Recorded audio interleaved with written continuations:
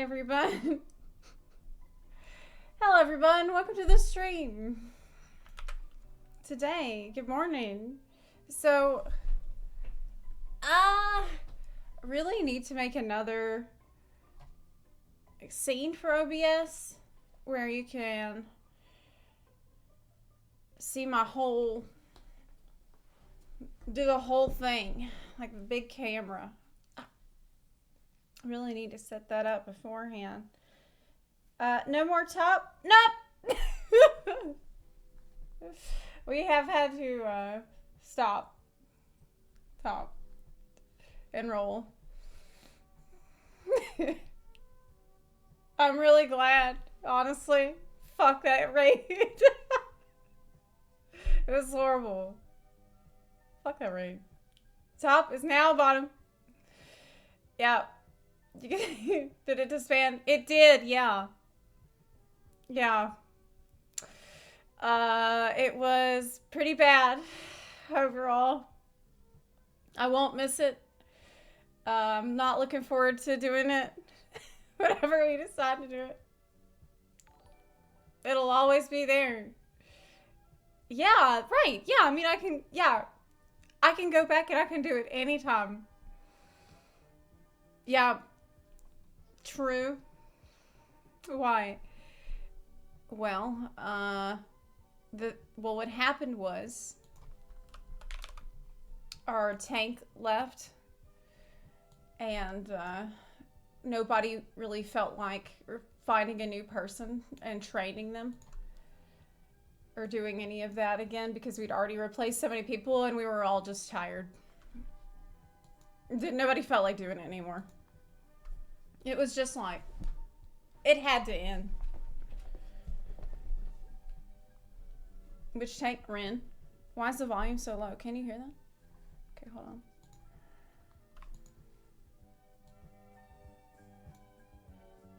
Was that fun? Let's see. If I do this.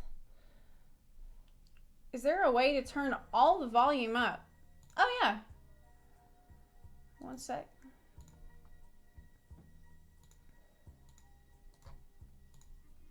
Oh.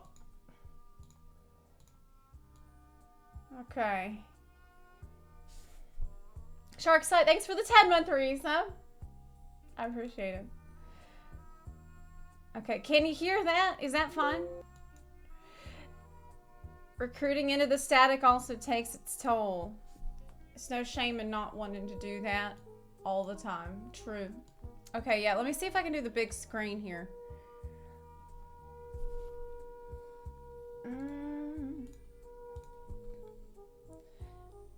I don't think so.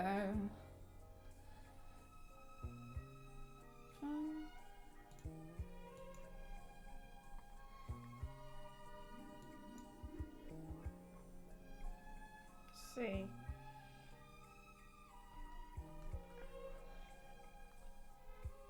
You got to go to Distant World Saturday. Susan Calloway was there. She follows so many people from XIV community on Twitter. I remember when she started following me and I got so excited. Okay, let's see. Let's try this. Not a fan of group hopping. Finding the one takes time. I just need a break. Because what I had planned to do with Top is not really what ended up happening.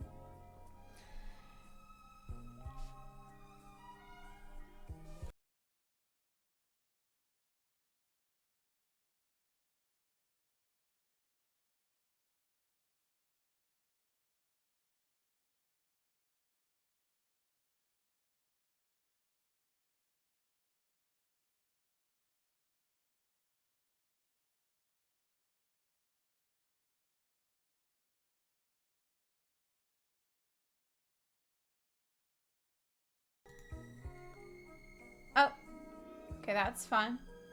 We got it, we got it. Yeah.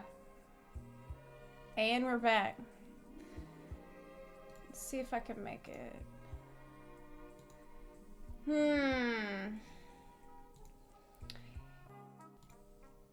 Oh, Lord.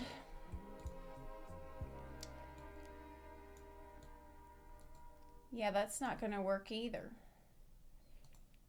Let's do the full screen like this. Fit to screen.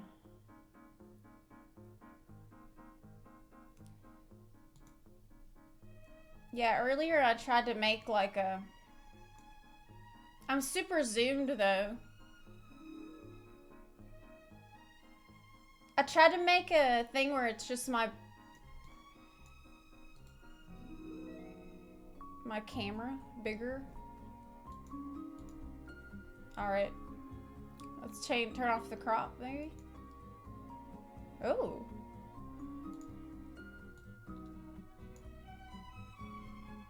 Big. Hey. You can see this whole shitty room. Big. Wide. Bigger. Okay.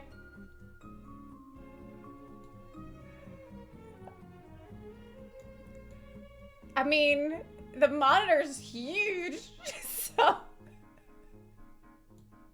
monitor's a little big. We're learning here. So today, I'll have to leave around 12:30 because I'm going to Canada to buy medication.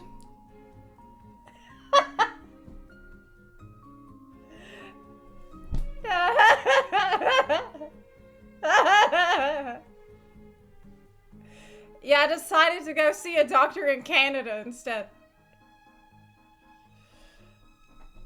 Yeah, I have a doctor's appointment in Canada.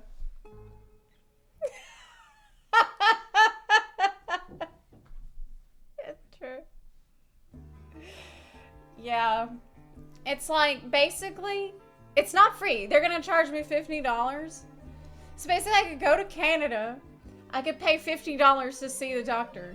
So I can get my asthma medication. Or,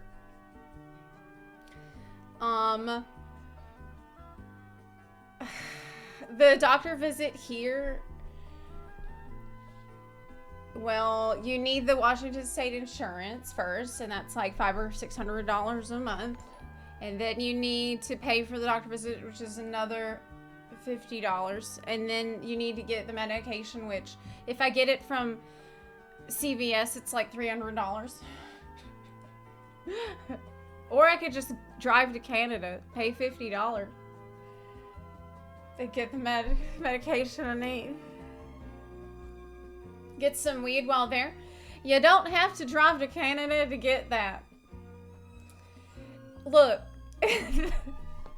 what asthma medicine? I'm just taking Symbicort. I've been taking it for like my whole life, pretty much. I'm in Washington State. Yeah, there's a dispensaries around every corner here.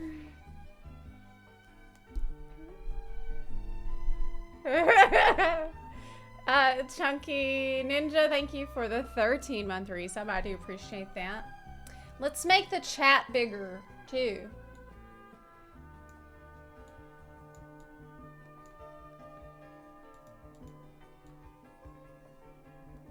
That's good.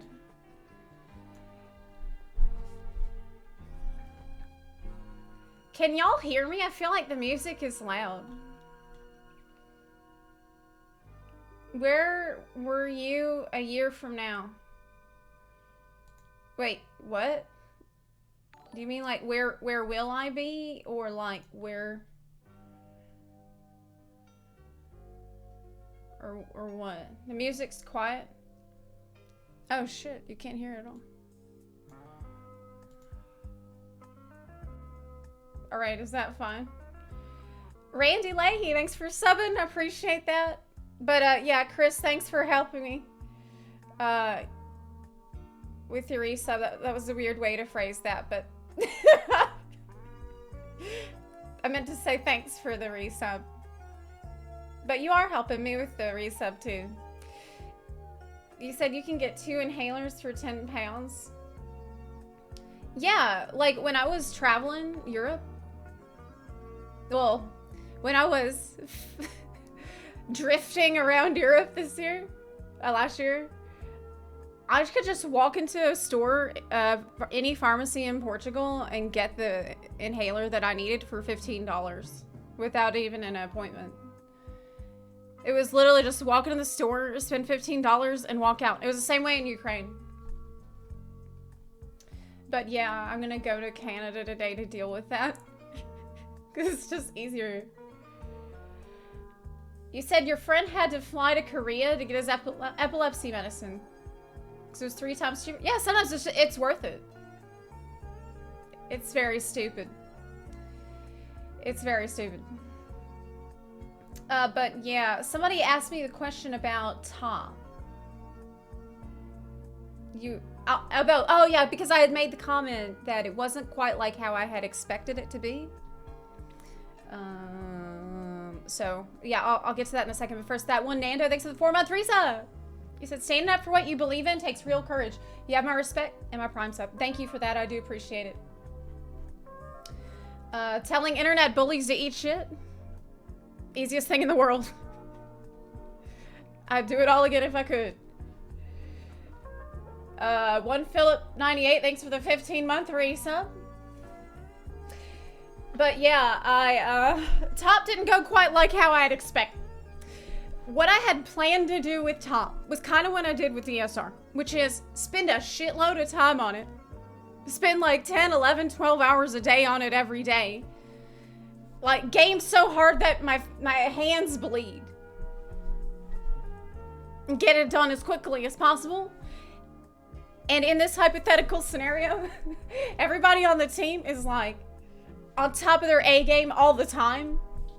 Really consistent gamers, kicking ass, learning quickly, and studying in between, because it's just like your whole life is on hold. It's the only thing that matters. That's how I'd planned to do it, but unfortunately, it didn't really work out that way because had to scramble to throw a team together at the last minute, and a lot of people had to leave. Like, people had real life stuff come up, people had consistency issues. We had, hey, Nora, hey, what are you doing? Nora just barged in here. What's going on? Are you? Oh, the cat's here too. Hey. It's fine. They're playing. They are playing. Nora and the cat have been playing a lot lately, which is really cute. Mandy, Pandy, Jack, thank you for the 11-month resub. They're friends. Nora is the sweetest, most gentle dog in the world. She is so careful and so, like the cat will roll over on her back and Nora will just yes, just so. Tap her snoot a little bit on Tallulah's tum-tum just to make sure it's okay. She's so sweet. Malachi, thanks for the 7-month resub. You said, sorry to hear the wizard game brought you so much external negativity. Keep being your awesome. Oh, you don't need to be sorry. I appreciate it. That's kind of you. But don't worry. You don't need to be sorry about it. You don't need to feel bad for me or worry about me at all because I'm doing amazing. I definitely knew what I was getting myself into and exactly what would happen before I decided to do it. That's why I did it. Well, it's a reason. It is a reason of several. They are now censoring yours and Aspen's name in their tweets.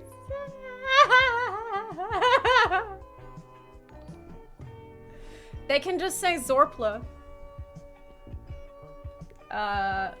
Medical anything here is jank.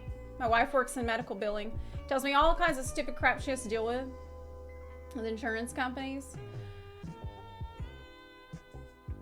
I don't even... Oh, no saxophones. No. Sorry. Dranny, thanks for the 5 gift subs. Thank you very much for that. They who must not be named.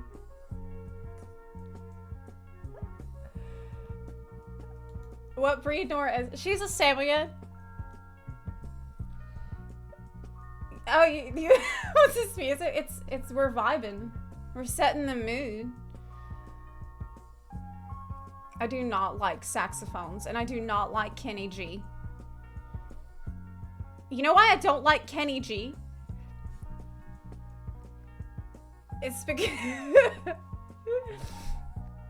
I don't like Kenny G because it reminds me of being 8 years old and trapped in JCPenney with my mom.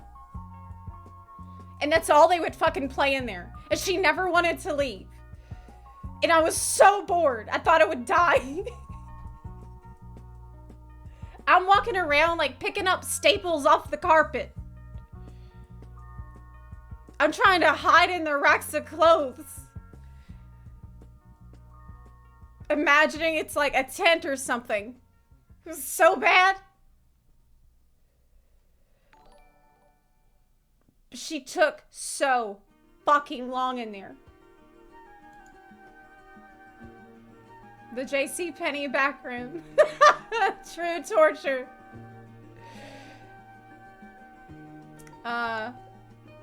Flashbacks. I remember being stuck in Macy's while my mom tried on swimsuits for 2 hours straight.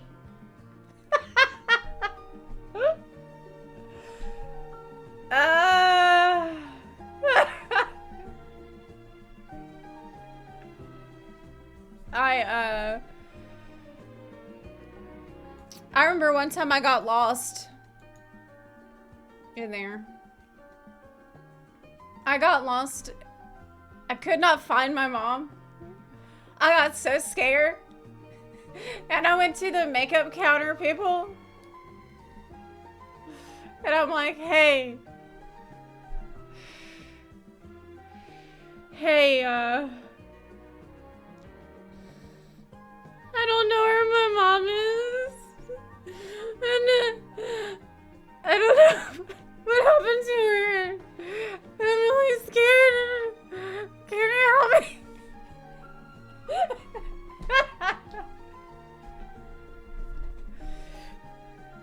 They had to call her. They had to like make an announcement on the intercom. Whose child is this? She was fairly pissed off about it. Yeah, we have a special gift for you. we have a Zepla. We have a loose Zepla. The owner of the Zepla, please meet us at the Clinique counter.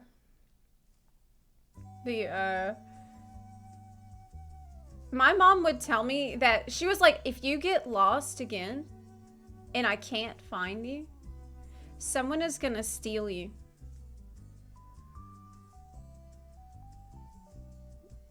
They're gonna steal you and they're gonna give you to another family. And I'm like, but why? Why would they do it? My brother and I used to play hide and seek in the coats, pick up the size tags on the floor and collect them. Yeah, my brother and I did that too. That's how bad it was.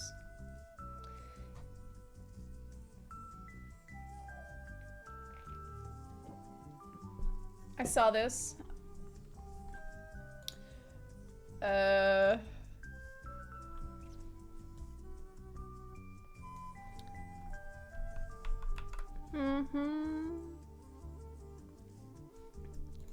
One time we were in the mountains and my little sister, we were in the mountains near Gatlinburg, Tennessee.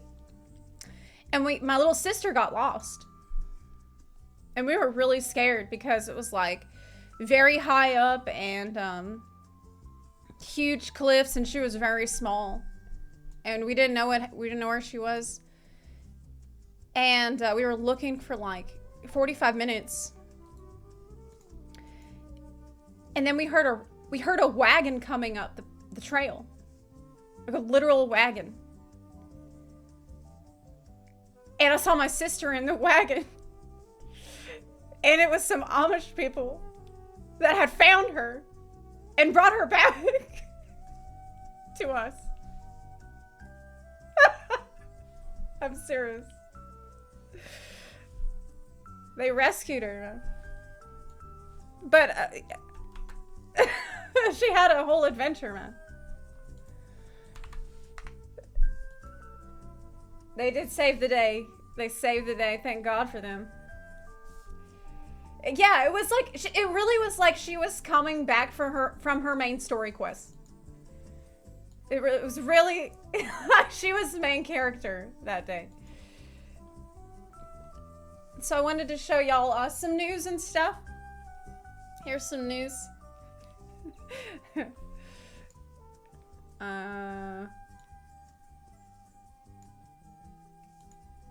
So this guy has found a nebula. It's a completely new nebula that some guy on Reddit found. Isn't that so neat? He named it the Kyber Crystal Nebula out of the stuff that's in a lightsaber. And it's just some random guy found it. You know his name is? Yeah, the Redditor who found this, his name is Space Shuttle in My Anus.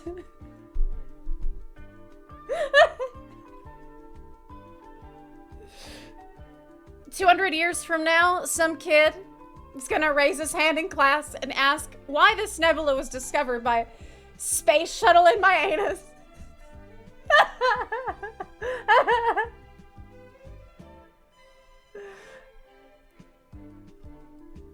It's great.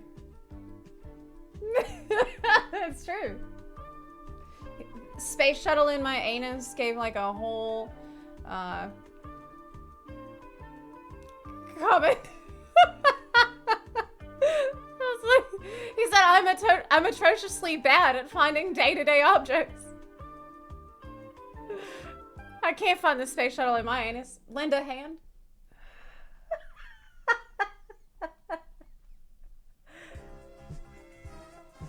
But yeah, he made a whole post about it. Planet Space Shuttle in my anus to be. You gotta work up to the whole space shuttle in there. True. And he explained basically like why professionals hadn't found it and stuff. I just thought it was very funny because of the guy's name. He gave a technical explanation of it. Your chat is in the way of your face.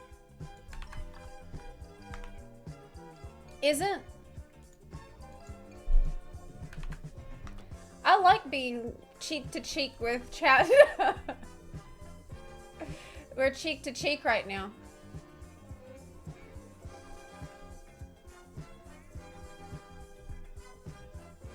Saw this too. This made me laugh last night. It was just crap I was looking at right before I was going to sleep. It's a meme. I'm just gonna drop this right here. I don't see a boyfriend you have. A real boyfriend would hug you in a picture. He's not a real boyfriend. I would hold you tight and never let go. Nudes, please. Okay. Nudes, please. I said the nice thing that you wanted. Nudes, please. I'll hold you tight. So actually, in a couple of days, the 22nd, I am going to be getting Call of the Mountain and the PSVR 2. Let me put my camera back so we can look at the stuff. I tried to make a separate scene for this in OBS, or my camera was bigger, but it made Streamlabs crash. So I don't know why. I'll have to fix it after today.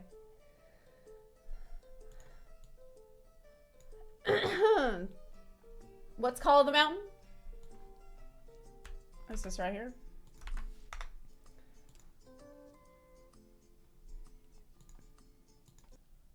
Peggy 12. Peggy 12. That's weird. I'm used to hearing the Peggy 16.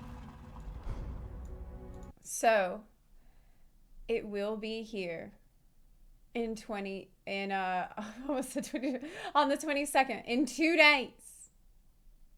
I pre-ordered this in December, and it is VR. I will stream it.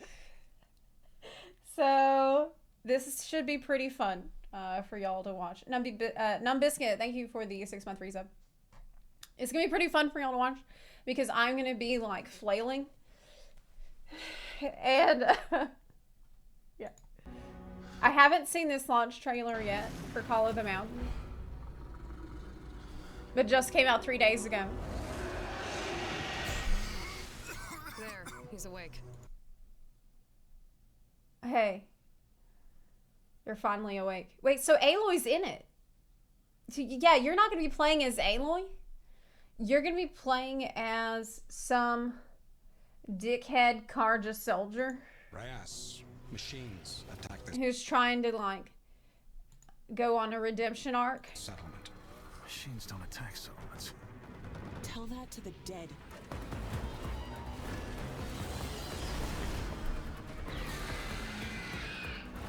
That's a Stormbird.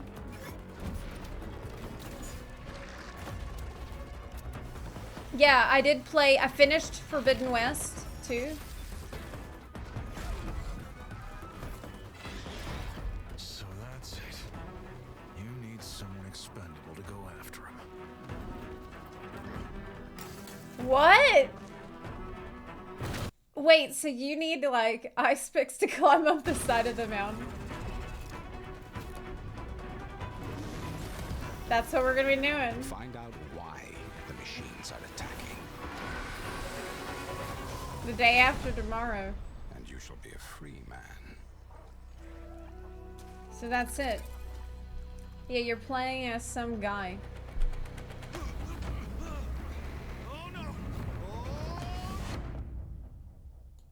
Now, for what I remember from Horizon Forbidden West, Forbidden West is absolutely incredible. I loved it. But one thing that they did a lot more of in Forbidden West was make the jumps really, really scary. So, like, there's a lot of balancing at very great heights.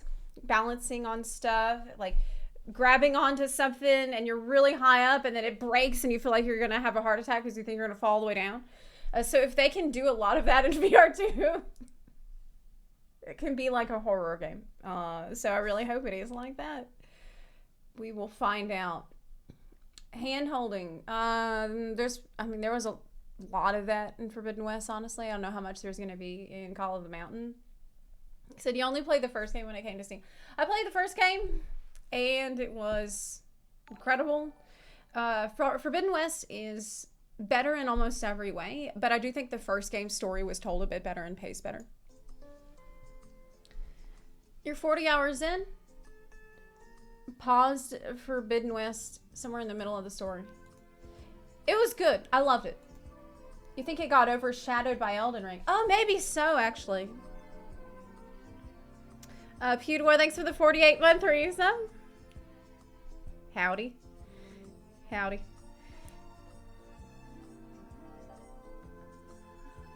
Okay. Wait, did you say Bloy?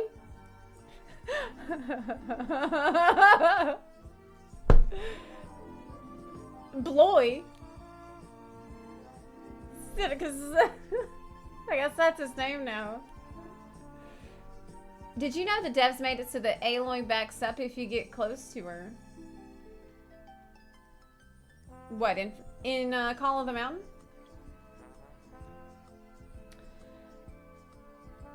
I don't know if I have high expectations. Like I have mid expectations because it is VR. I don't know how the VR2 is gonna pan out. Any plans to stream Elden Ring again? Yeah, I would love to. Yeah, I would love to. The other game that I'm gonna be getting for PSVR 2 that I really hope to stream is the Gran Turismo 7. We can race. I have I have ordered some stuff for the purposes of the stream. For the purposes of the Gran Turismo 7 stream. Let me just pull this up here. A wheel? Oh, more than that.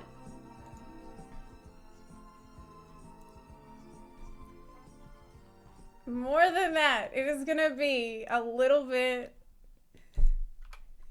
let's just say it's gonna be very immersive. Gran Turismo. Oh yeah.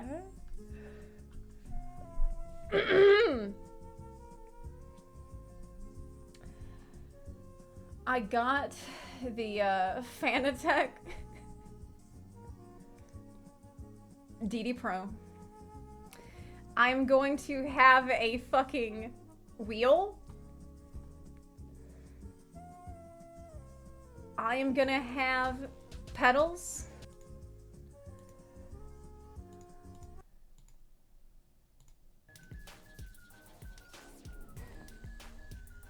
Let's see.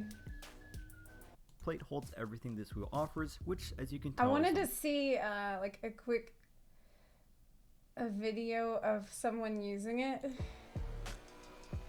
Yeah, so that plus the VR. Given off by the boost. Whoa, now I don't know about like all these screens. Kit will dramatically change my perception of this wheel. Absolutely, but I truly can't say that the 5 millimeters that come standard was enough, and that is base, and I was good to go. On PC, you must first download the Fanatec drivers. Yeah, like that. I don't really need to listen to the review. I just wanted to show like what was it like? We are gonna be Monka steering. We are absolutely gonna be Monka steering. Hopefully this week.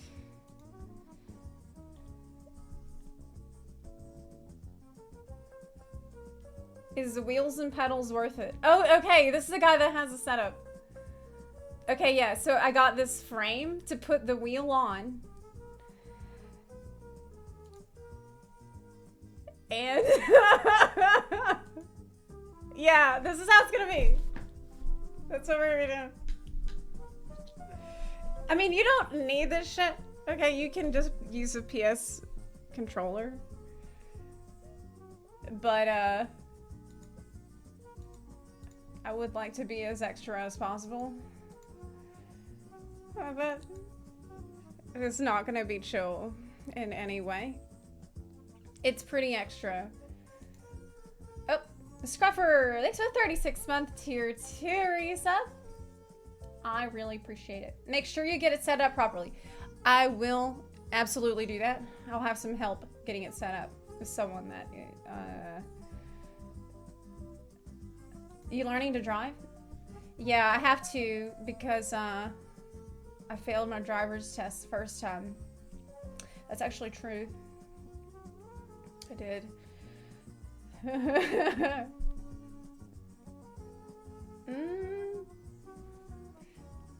Oh.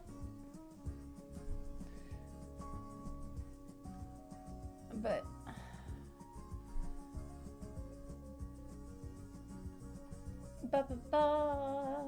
oh, you think I need gloves? You think I need driving gloves, actually? To get fully immersed in I mean, maybe so. Oh, you can't see the screen. That is what we're doing. You have a Fanatec wheel and it's awesome, Keener? You don't drive? Well, yeah, okay, I do. I can. I did get a driver's license. I did get a driver's license in Washington State. But I really try not to drive on the streets. Okay, I am not a safe driver. It's really better if I don't.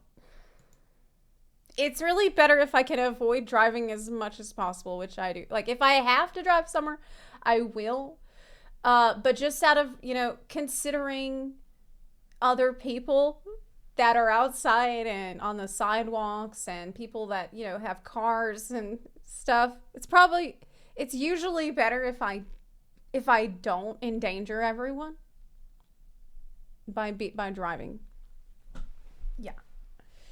But I guess you will see for yourselves in a few days. Yeah, you will see for yourselves in a few days. When we are Monkasiran. Where's his, like... You know, familiar track, so there's no track familiarity at play here. I'm not overly familiar with the car either. First time I've driven it since probably Gran Turismo 1, about 20... Like, this guy is clearly someone that is, like, very experienced with what he's doing. And he's very calm and, like, this is really probably not what it's gonna be like for me at all. I can guarantee you that especially having the VR shit on my head, I am gonna be just flipping my shit on the road. Okay? Like, actually, the new PSVR 2, it has, like, I had the original PSVR, and I loved it for Skyrim. But this is so much better because it doesn't you don't have to set up cameras all around the room. The cameras are built into the headset, so it's just going to automatically track. It's like the tracking is on the headset. And it's a lot less cumbersome because I think there's only one cable coming out of the PSVR. Yeah. I would get motion sickness, but after a while it stopped bothering me. See, I've heard a couple people say that the PSVR 2 is not causing the motion sickness when the PSVR 1 did. I mean, I've heard that from reviewers, but we're going to see if that's true for me, because with the PSVR 1, I could play for about an hour at a time.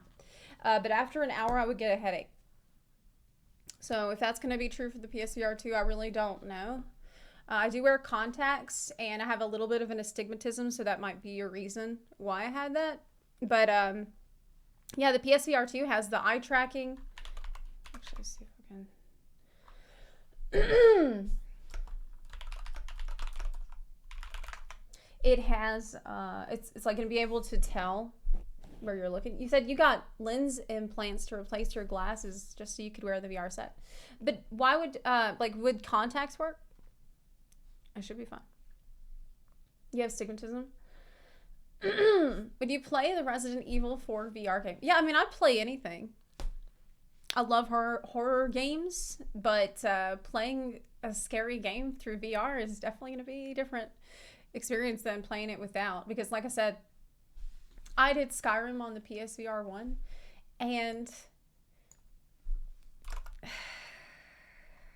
it's hard to really describe. If I can show you the dragon fighting was okay. Really quick, guys. Let's see. Where'd it go? Look, fighting a this was probably the best and coolest VR experience that I had ever had. Like, fighting the dragon in Skyrim VR was the moment I was like, okay, like, this technology has so much potential. This has the capacity to be so much fucking fun. Because I don't know how much he's gonna show here. Seeing a dragon overhead is scary as fuck. And it's not like seeing a dragon overhead normally in a video game. because your brain, like you've tricked your brain into thinking that you're actually there. You trick like the primal, like barbarian part of your brain that this is a situation that you are in right now and you are getting ready to fight for your life. And I remember seeing this dragon over her head. And I think the first one I saw was near, I forget the name of the town. I think it was like White Brim or something. And it's like very snowy. And there's these barricades. There's like a bridge, and then there's these barricades. There's like little towers that you can go and hide in and shoot arrows out of, just like in the medieval era where people would shoot arrows out of the fucking tower. And so I saw the dragon overhead. I just start fucking running, like running for my life. And all the guards are running out, and they're trying to shoot at the dragon. And I'm running into the tower, and I'm like trying to find the little tiny slit where you can shoot arrows from, and I'm looking for the dragon, and you just hear like fire out. You can hear the fire sounds coming from out of the tower. I turn around and there's just dead bodies everywhere, and I'm like hyperventilating. The dragon's sniffing around trying to fucking find me, and I'm just cowering in a little tower like with my arrows just trying to...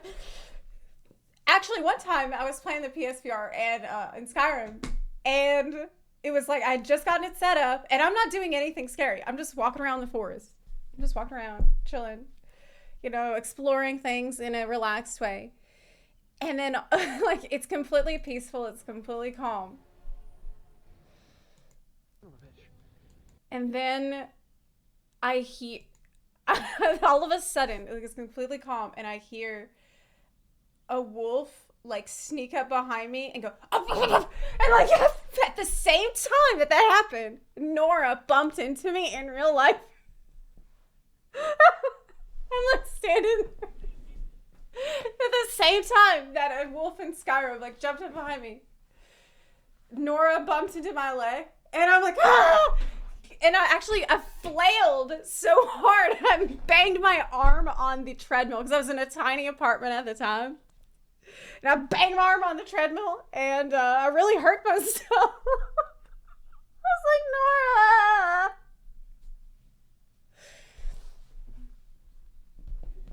So I'm really looking forward to PSVR 2, and I hope it is as immersive as that was. Actually, I think there might still be a couple of people here in the chat who were there who saw me streaming PSVR 1 of Skyrim. I'm pretty, I know Zeiss did. I know Zeiss remembers that.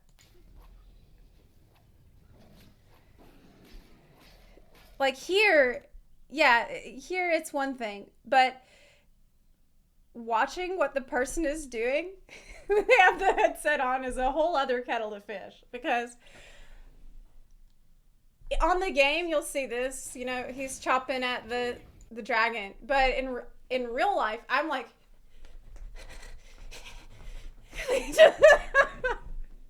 stabbing very fast. So, yeah, that's what I'm really excited for. I'm really excited. It's much better than the other, than the original PSVR. It has like 4K resolution. It's like quadruple the resolution of the other one. The other one was like 1080, I think. And it can, because it's going to be tracking your eye movement, it's going to be rendering better the parts that you're actually perceiving, like the direction that you're actually looking at, instead of just completely everything all the time. Just like the angle of your field of view better. The is actually thinking this time, which is what I need it to do. But yeah, that's an old one. That's the old. That one is old. I don't want to look at the reviews. I don't want to look at anything for this that's going to be spoiling me. I want it all to be fresh, and it will be here in 2 days. Super excited. You need to have some new, good games to justify getting the new. Well, we'll see how it is. I'll tell you. We'll see how Horizon is, and we'll see how Gran Turismo 7 is this week, hopefully. Those are some good VR skills you just showed off. Yeah, we'll see how much I can injure myself with the new VS.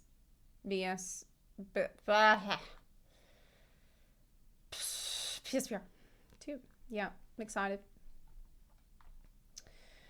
Genshin Impact is not good. No gacha game, especially one that encourages gambling aimed at children, is good.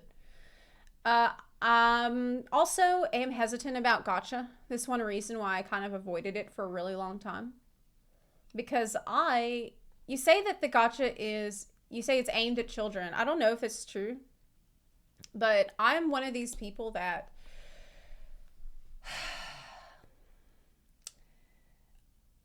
I'm a target demographic for the psychologically manipulative tactics.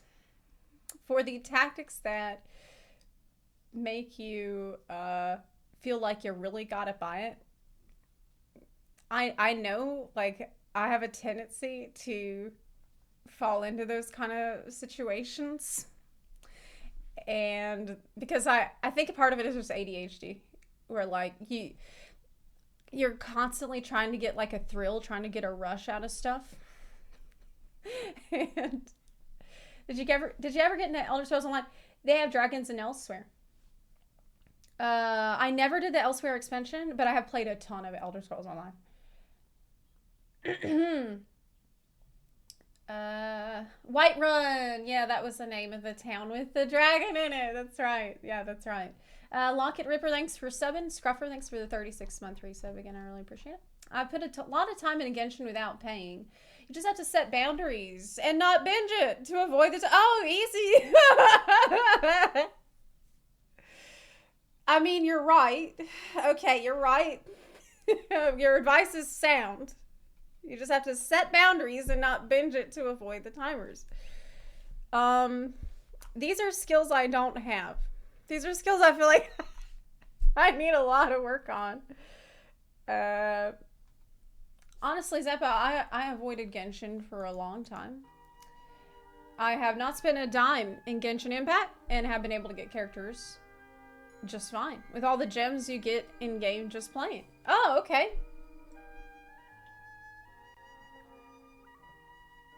You can basically just play single player. Yeah, I mean, if I were to play it, it would be turbo casually.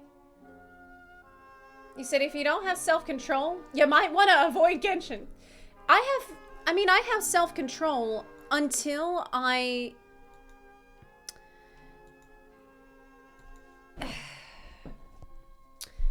Let me think.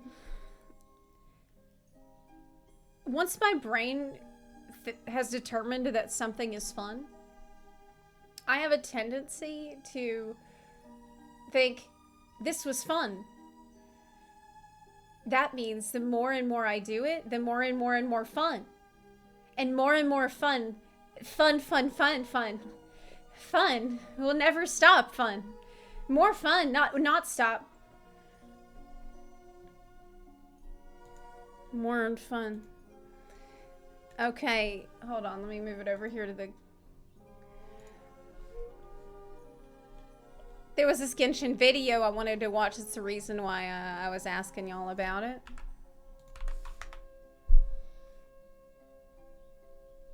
Yeah.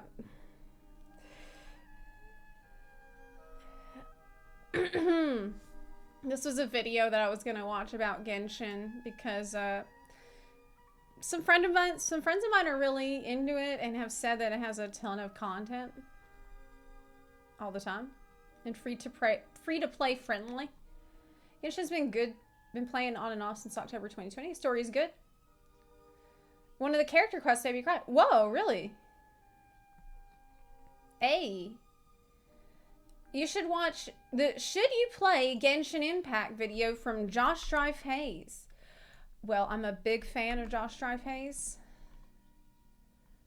So maybe I should actually. Let me,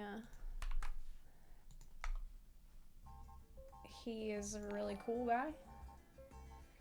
The more you spend in gachas, the less you have to grind. So less fun. Good point. Good point. I can't play such games either. I'm bipolar and depressed. If I have fun with anything, My brain can rationalize most expensive shit ever. So, the dopamine grind. I know. I know how it is. It's like, actually, there's this comic that it reminds me of. Hold up. Every time I get on this topic, it reminds me of this.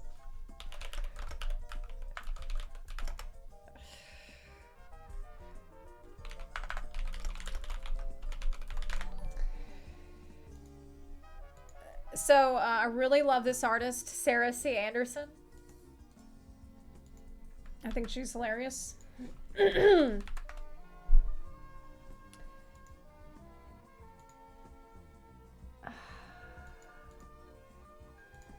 Man, Pinterest is such a pain in the ass. Pinterest is like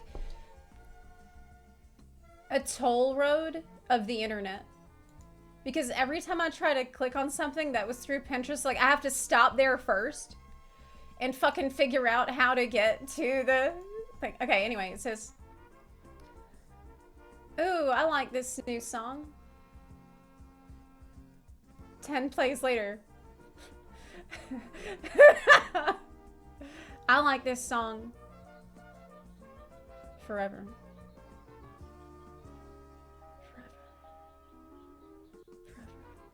It's like this with the game too. It's like with really anything that I've determined that I like. We're not gonna stop. Okay. There's a lot of things that Genshin does well. But there are things it does not do. It'll come down to personal taste. The story is interesting, but there are long stretches of boring stuff. So I guess if you like 14, you'll be fine.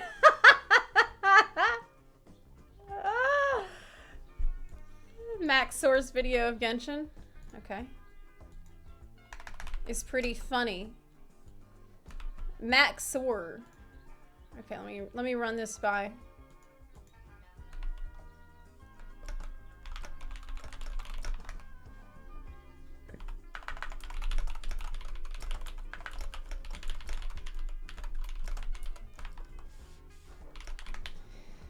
The other one that people mentioned was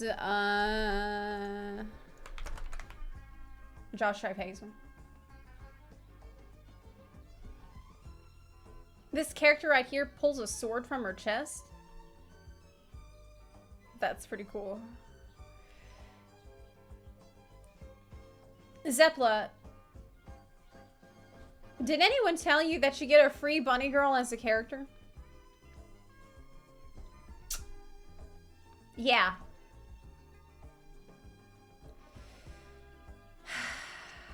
Yeah, they did.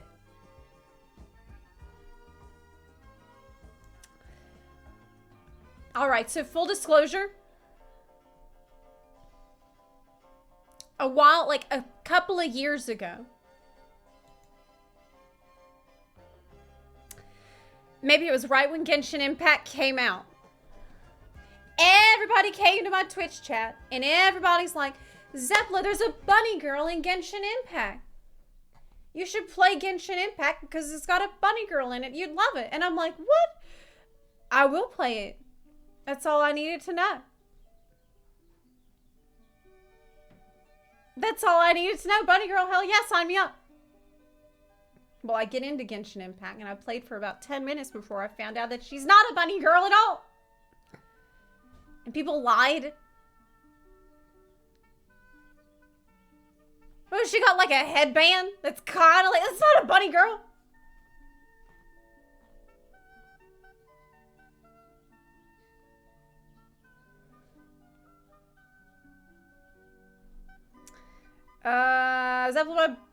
Yeah, I felt scammed.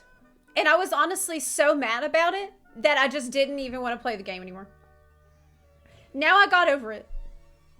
Yeah, the headband. You know how I feel about the headband, okay? I'm not a... Says the girl wearing a bunny head. What are you talking about? It's rules. Wait, there's a bunny guy? Wait. Wait, what? Oh?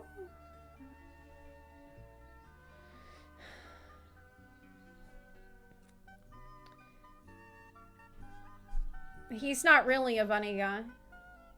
Oh, he's a fox.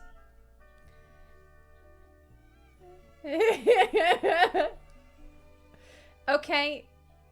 Does the game take skill to play? Is he a dog thing? He's like the he's like Lord Commander. The skill does not required. Genshin is very easy. Okay. Take skill to optimize. Yeah, I wouldn't want to try that hard in there. Someone beat Genshin at level 1. Wait, so you can beat the game? Wait, it's not like an MMO that just goes on and on forever? How do you beat the game?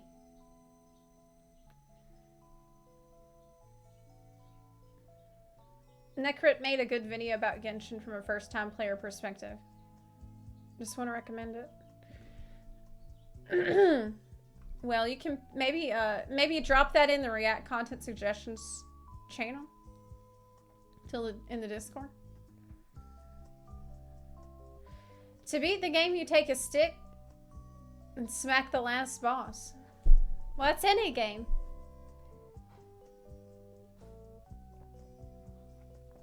All right.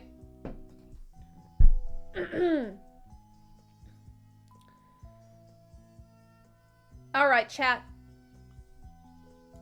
Genshin nerds in the chat. Genshin weebs in the chat. Give me a husbando from this game. Like, pick a husbando that you think I would care about. And I'm gonna, okay, let's see.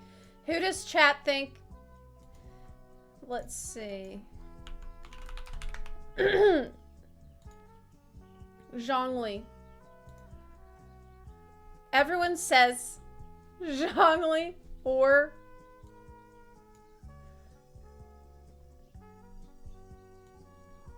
now I like bad boys, okay? Is Zhongli a bad boy or not? See, if they're too nice, I'm gonna lose interest. Okay, and now everyone says...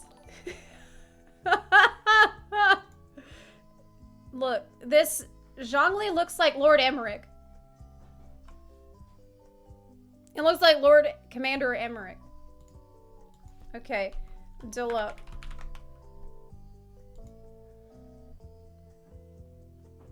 Better.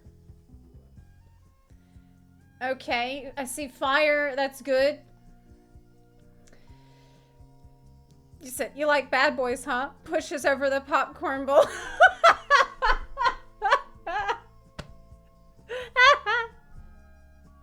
With your new criteria, then child. Okay. Okay. Genshin Impact.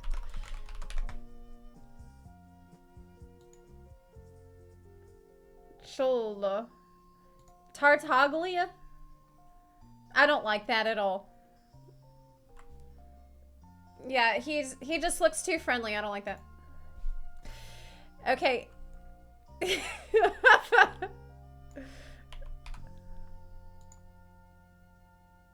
This one. That's good. Okay, I like that one. And I like the fire guy. Deluxe.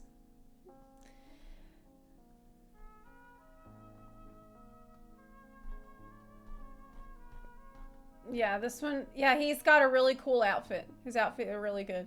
I like this guy a lot. Okay, classy.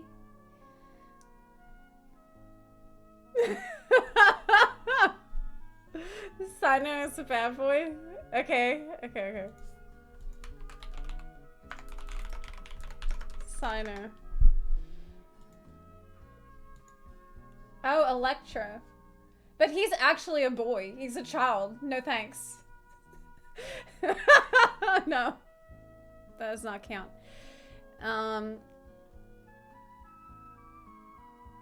Zepla should do one of those Genshin rate my husband.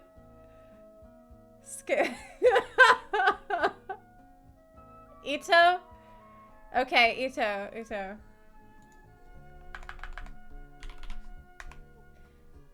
God, I will be getting so many Genshin ads now that I've been typing all this shit into Google. Okay. Ooh, okay, good. I see eyeliner. That's good. Horns and stuff. That's good. Reputation as a delinquent. Also good. Founder of a gang. Another plus. Very good. Himbo, even better. Nice. Okay, well, let's see. Ayato? Okay, let me try. So I like this one, I like this one, and I like Mr. Deluxe, Super Deluxe. Ayato.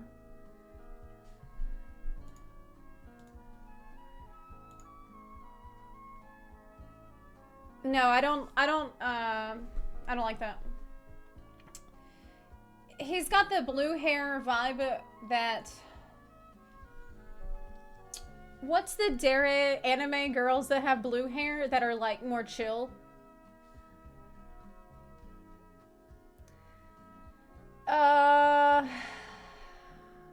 Is it Yamidare?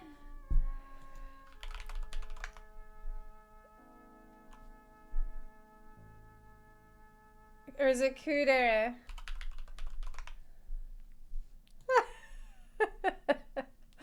Yeah, that's right. Yeah, I think you're right. Kudere. Wait, is that 2B? Wait, is 2B Kudere? Appears to not have emotion. No.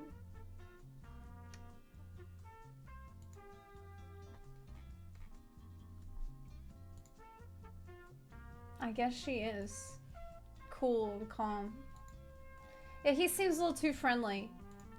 This is good. That's good.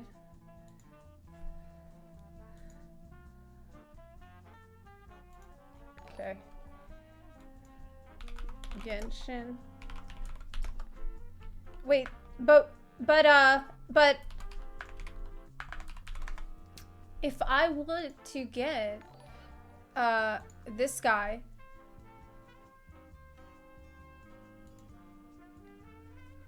how do I do that? Like, do I have to pay money? Like, wait a minute. Pepe got credit. Try Dottore or Piero. Alright, alright.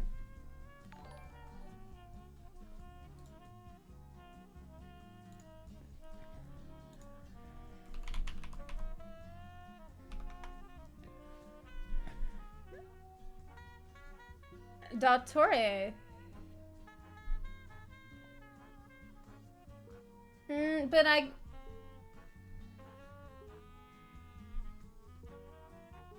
Wow, he seems like a genuine asshole.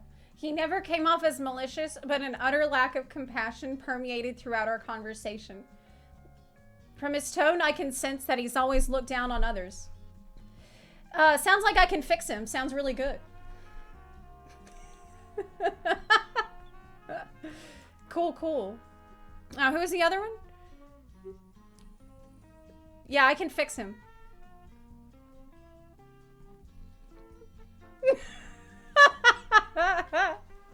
Kaya?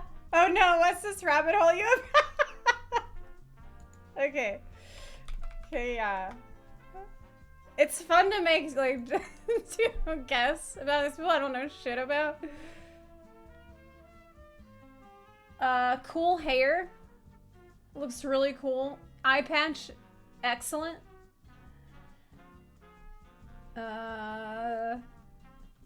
But what do we know about this guy? Like, how much lore does each character actually have? Like, are there characters that they add that are just kind of like filler? Because I feel like there's a shitload of characters in this game. There's like thousands probably. I feel like there's 5 million Genshin Impact characters. Wait, is this like is it a tier list?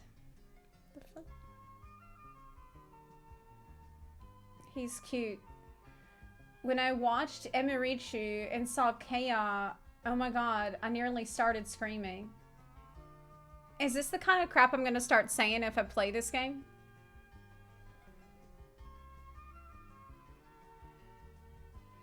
Like, am I gonna start saying that kind of crap out loud?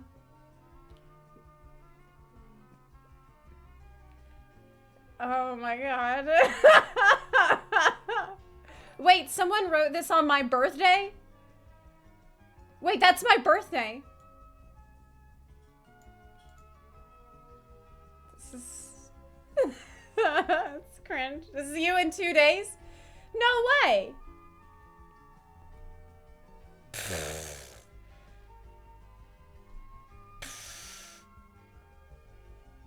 Abyss Mage. I saw a Chaos Simp tell me I'm going to jail. Ruined the entire night in game. Wait, what?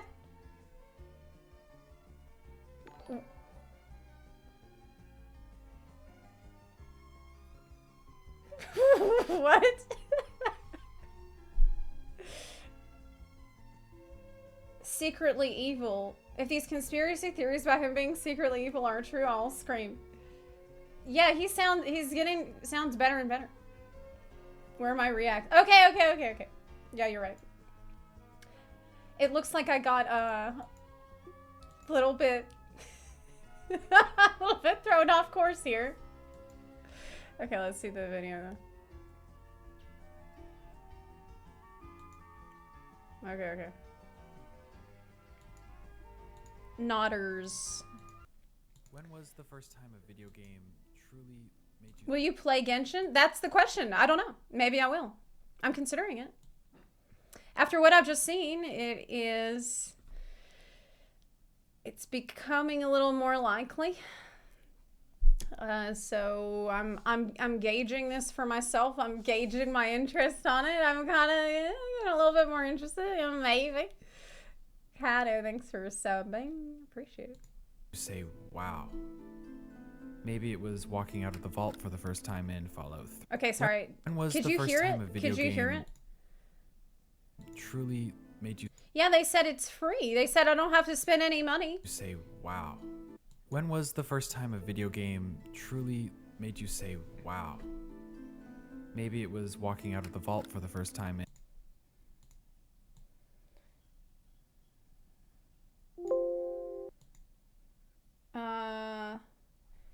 Well, World of Warcraft always makes me say wow. but in seriousness. Okay, but in seriousness, I feel like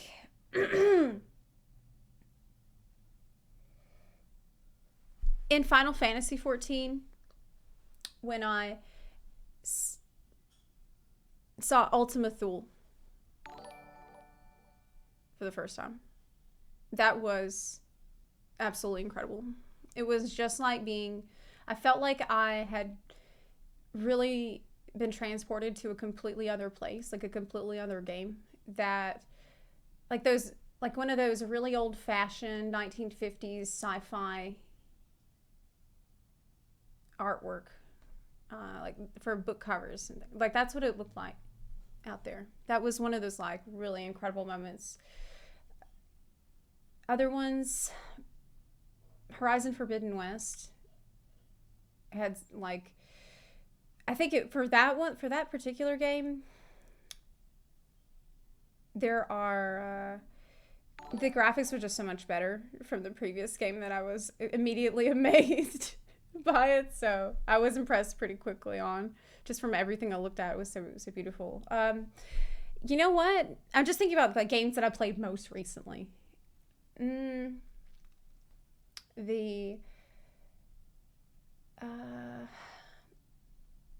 a lot of games do this to you where they'll start you off in a little cave and you're like, it's very boxed in, and then you're supposed to like figure out the controls, and then you're supposed to walk out of the cave, and as soon as you walk out of the cave you see the beautiful world all around you, right? Like The Witcher did it when you're in the first, you're in your little house, and then you walk out and you look at the balcony and you're like, oh, and the angels start singing.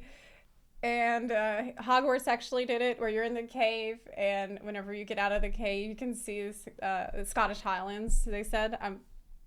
I've never been there, but they said that's where they were, so I have to take their word for it.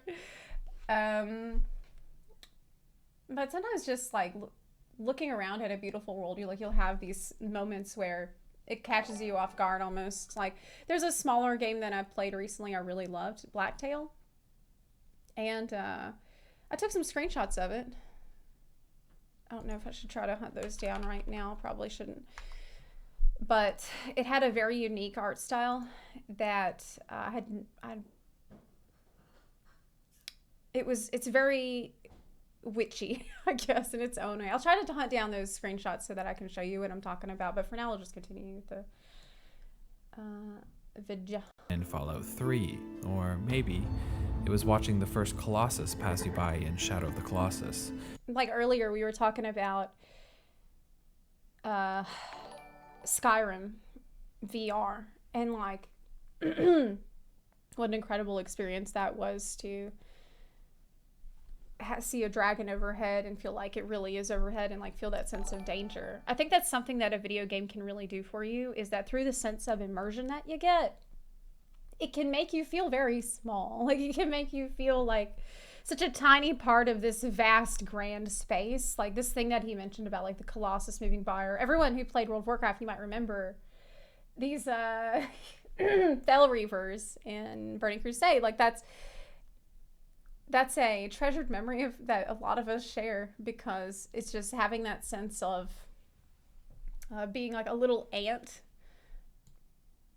in the world where you are vulnerable and there is danger everywhere. I think that's something that adds a lot of magic to game worlds and makes you feel like you are actually somewhere else. But for me, it was the first time I saw the world of Genshin Impact. Elden Ring is filled with moments like that.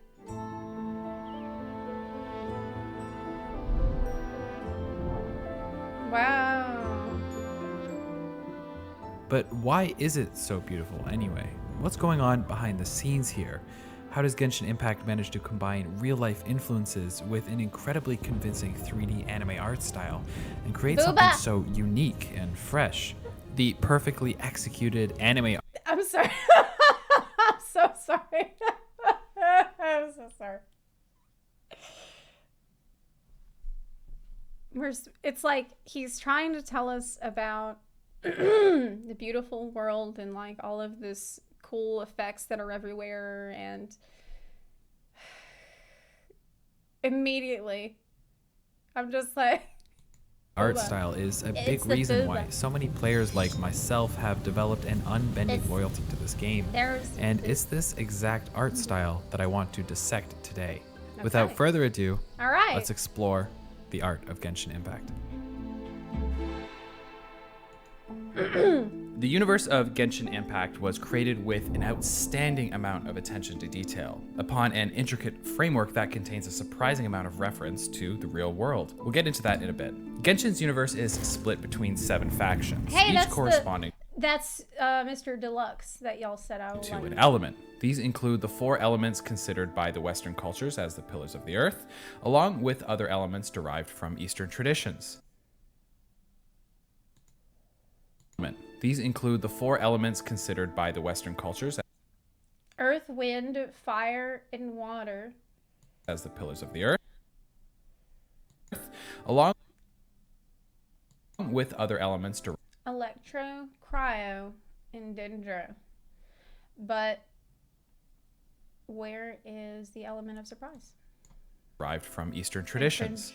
Each elemental domain has a god, or archon, presiding over them, with their names along with many others directly lifted from Ars Goetia, a pagan grimoire. Even the twins' names, the two possible characters a player could choose at the beginning of the game, are a clever wordplay. Ether and Lumine. Meant to represent yin and yang energies and the polarity between heaven and earth. Combining different elements of ancient... Whoa, is this game... Wait, what the fuck? Wait.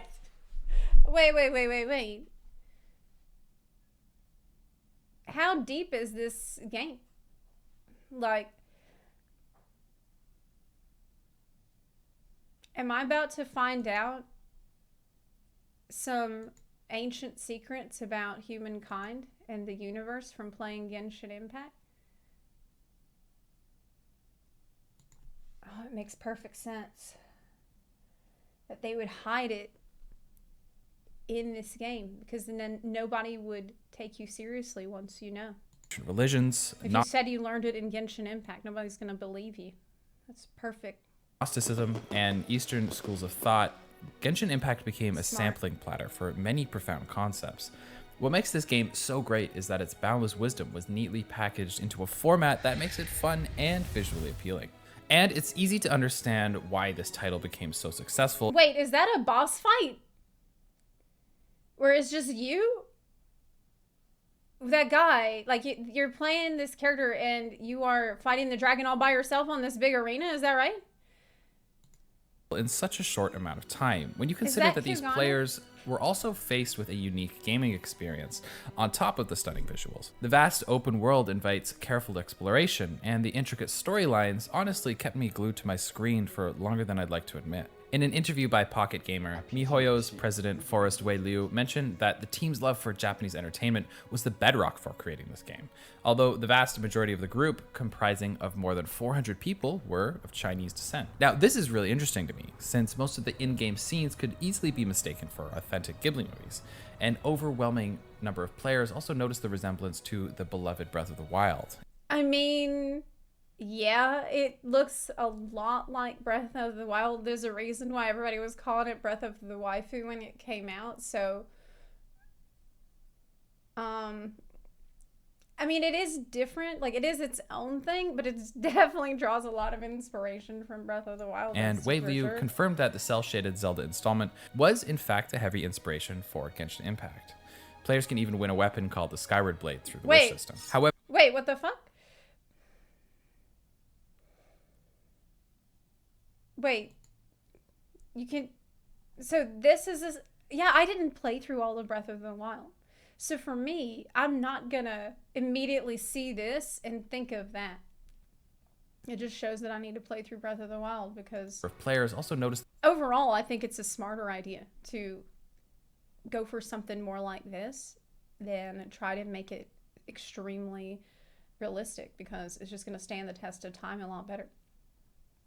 It's going to stand the Song of Time a lot better. The statue can be used as teleports, but it's also a way to obtain new elements. Okay. Alphaland, I'll answer that after I'm done watching this video, if you can remind me. The resemblance to the beloved Breath of the Wild. And Wei Liu confirmed that the cel-shaded Zelda installment was, in fact, a heavy inspiration for Genshin Impact. Players can even win a weapon called the Skyward Blade through the wish system. However, I am here to say that Genshin Impact is a lot more than just a Breath of the Wild knockoff, as it draws... I mean, like I said, I do think that it looks different. Like, yeah, it drew on inspiration from one game, but it looks like more anime. They just asked themselves, well, what if Breath of the Wild looked like it was an anime instead? I think it is a beautiful art style. Inspiration from various games and game mechanics, including... My biggest issue with it is that... Now, maybe it's just something that is a misconception of mine. I don't know. But for me, with my biggest issue with anime art is that I feel like a lot of the faces look the same. I feel like a lot of faces look the same. Like, the hair might be different, and the eye color might be different, but the faces are often very similar. And this is something that really bothers me a lot. Now, Tag says it's a misconception, that maybe I just haven't seen enough characters, and that could be true. I mean, I'll keep an open mind about it, but something that I really like in games overall is when they can make lots of characters look really, really different and look really unique and not always beautiful, like not always pretty. Like sometimes characters that are kind of just a little scuffed looking. You know, I feel like this adds so much life to the world if you can have that. So maybe Genshin has that, maybe it doesn't. I don't know. I'm learning about it today. Previous MiHoYo games, such as Honkai Impact 3rd. And yet, with the visuals being so heavily inspired by existing styles, Genshin Impact has still managed to carve out its own unique artistic identity. To achieve this, the studio used the beloved anime style as a stepping stone and... Is that a mount you can get? Wait, do you have mounts in this game? How do you get around? Can you fly? Actually, don't know. That looks like Pandaria. Oh my gosh, playing World of Warcraft really screwed up my brain, didn't it?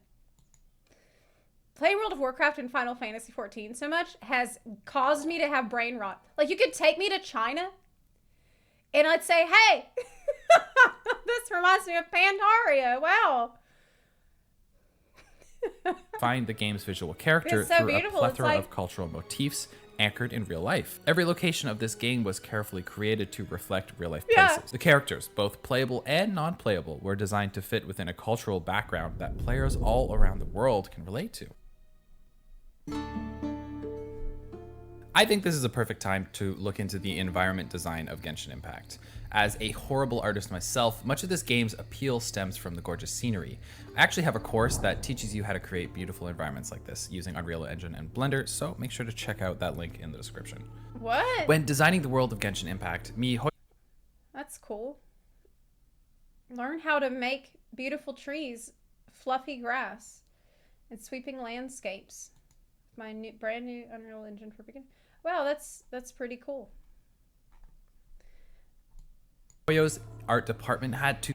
I mean, not to take away from that at all. That's a cool thing that he's doing. But I don't know if y'all know this, but there's another way to see fluffy grass. I don't know. I just feel lately I feel like a lot of people aren't aware that there is some. A lot of it is just right out the door though.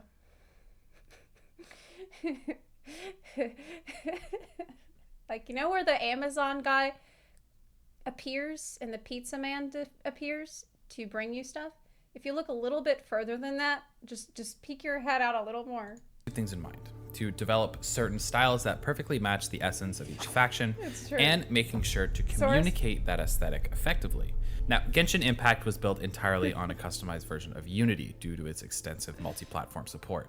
2 different render pipelines were put in place, which is quite a strange practice to see for a game like this. However, given the heavily stylized nature of this game, the studio saw it fit to employ 2 separate pipelines. I have no idea what that means. He says 2 separate render pipelines were added. I don't know what that means because I don't know anything about 3D art, but I'm sure people in the chat might know. PBR pipeline for the environments and a cel-shaded hand-painted pipeline for the characters. We're going to get into both of those eventually through this video. Okay, so the way the characters are done is different than what the environments, is that right? The first region a player gets to explore is the Anemo Nation, which corresponds to the wind element. The Anemo Nation resides in the city of freedom, called Mondstadt. In German, the name translates to Moon City, and is heavily inspired by Germanic architecture. The half-timbered houses are reminiscing of medieval German constructions, with their similarity becoming really striking when compared to the houses of the German town Miltenberg. The city of Mondstadt was built in an oval shape, in the center of a lake, which seems to have been inspired by Bern, the capital of Switzerland. In the center... Oh my goodness. What a beautiful place. Look at that. That's real life? Wait. Is this real life where you can you can go there? The graphics are so good. I would love to go there. It's so, I think the taxes are a lot. Like, basically, I was really looking around where I could live. Switzerland. Tax for a U.S. citizen, because unfortunately, if you're a U.S. citizen, you have to pay federal tax. Even if you don't live in the US, they still make you pay the tax. So you got to pay the US federal tax, and you've got to pay the tax in whatever country that you're into, which sucks ass. It really sucks ass. He said Switzerland's pay to win. Of Mondstadt is a giant awe-inducing cathedral, which was most likely inspired by the Grand Cathedral in Regensburg. Regensburg? For the environment design itself. Wait, so what are they worshiping in this game? What's the cathedral to? Is there like, okay, are all these little dudes gods? Or demigods? And do they fight each other? And do they have one who's like the big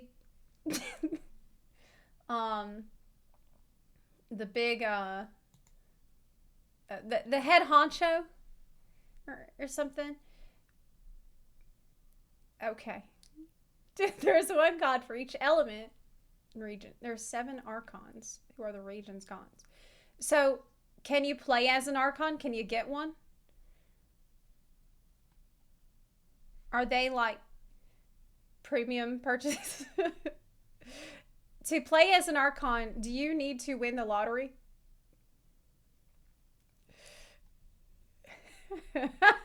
Yes, chat says yeah. They're all 5-star. Okay. All right. The render pipeline takes in. Well, one thing I can say, is I'm very lucky. All right. I'm a very lucky person. I'm just, I am good at gambling. So, it's fine for me. It's fine for me to spend a little bit. Not a lot, but a little bit. The Earth Archon sucks, but he's the most OP husbando. What, this guy? Is he Archon? Look, I don't need to be reading all these spoilers right now, no. To account the day and night cycle, weather conditions as Wait. For the environment design itself, the render. Wait. So I'm looking at this church, and at the pulpit, I see an anime girl. Pipeline. I mean, maybe this is the way to get the kids back at church, right? Like, maybe this is the way forward. Just have an anime girl up at the front, and everybody will be there. Takes into account the it doesn't even matter what she's talking day about. and night cycle, weather conditions, as well as the complexity of the environment. All throughout Tevyat, you won't find a single baked light source. All of the lights and environments are dynamic, including the local ones that contribute to both direct and indirect lighting. Is that an enemy? Am I gonna be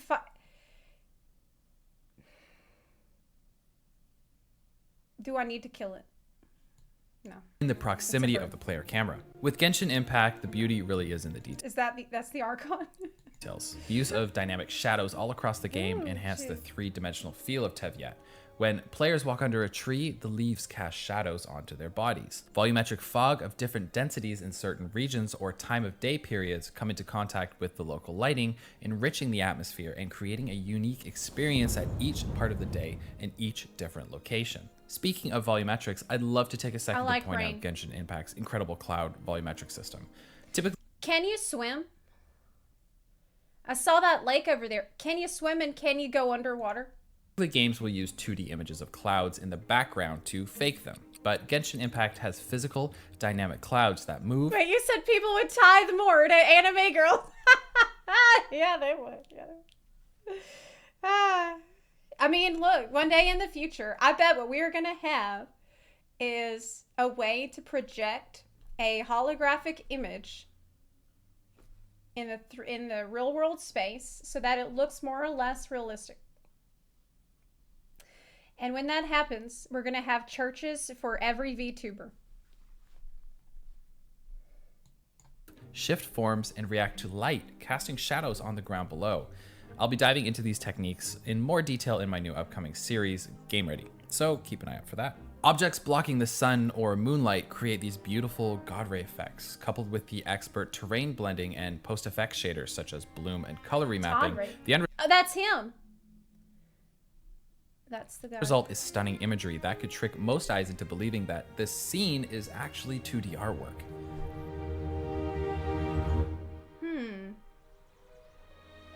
Now, as we go past the walls of Mondstadt, we're met with high mountains and green pastures spreading for miles, which makes the outer area look a lot like the Mondsee area of Austria, which for record is also known as Moon Lake. It's a fun little detail I found.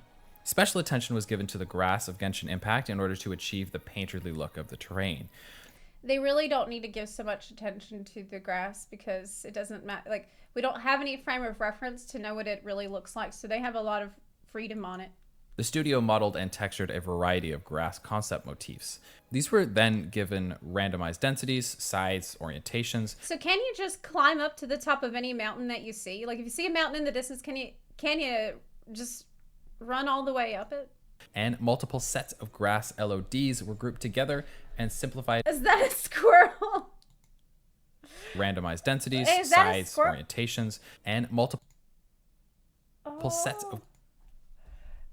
It is. Now, can you hunt the squirrel for meat? Can you eat a squirrel?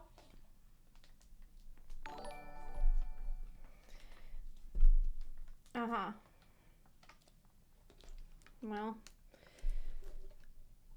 Okay. It's more like Louisiana than I thought. You don't have to. You say Kokona squirrel hunting.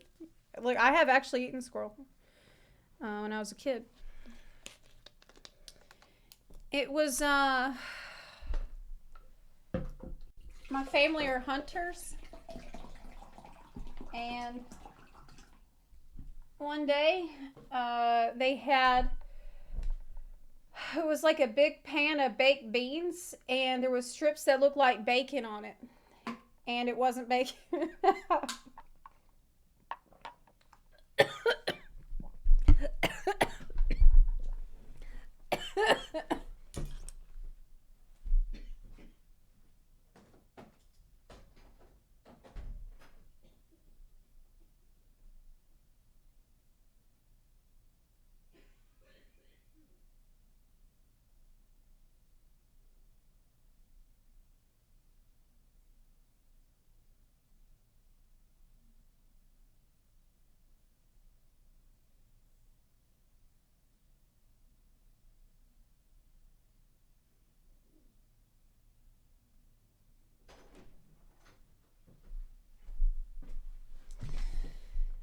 All right, I'm back.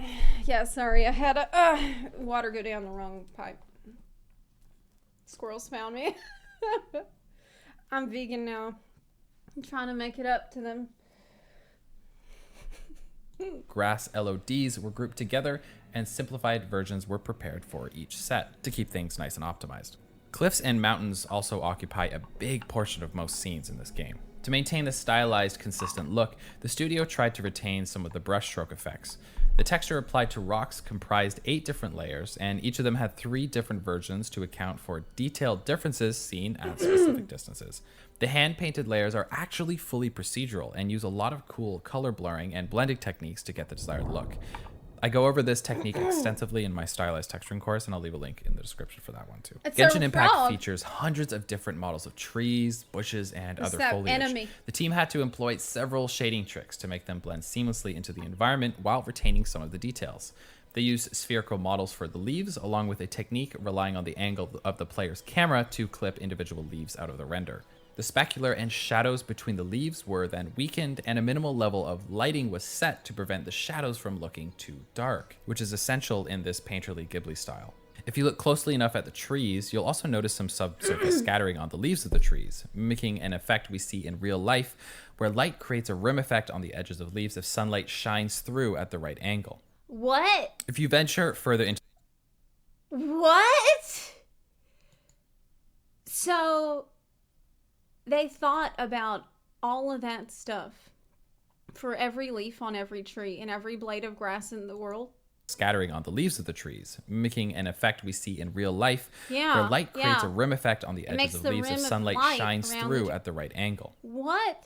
If you venture further into the wilderness on a mercantile route, you'll soon find yourself before a natural landmark called the Stone Gate. From here, the scenery gradually... I always feel like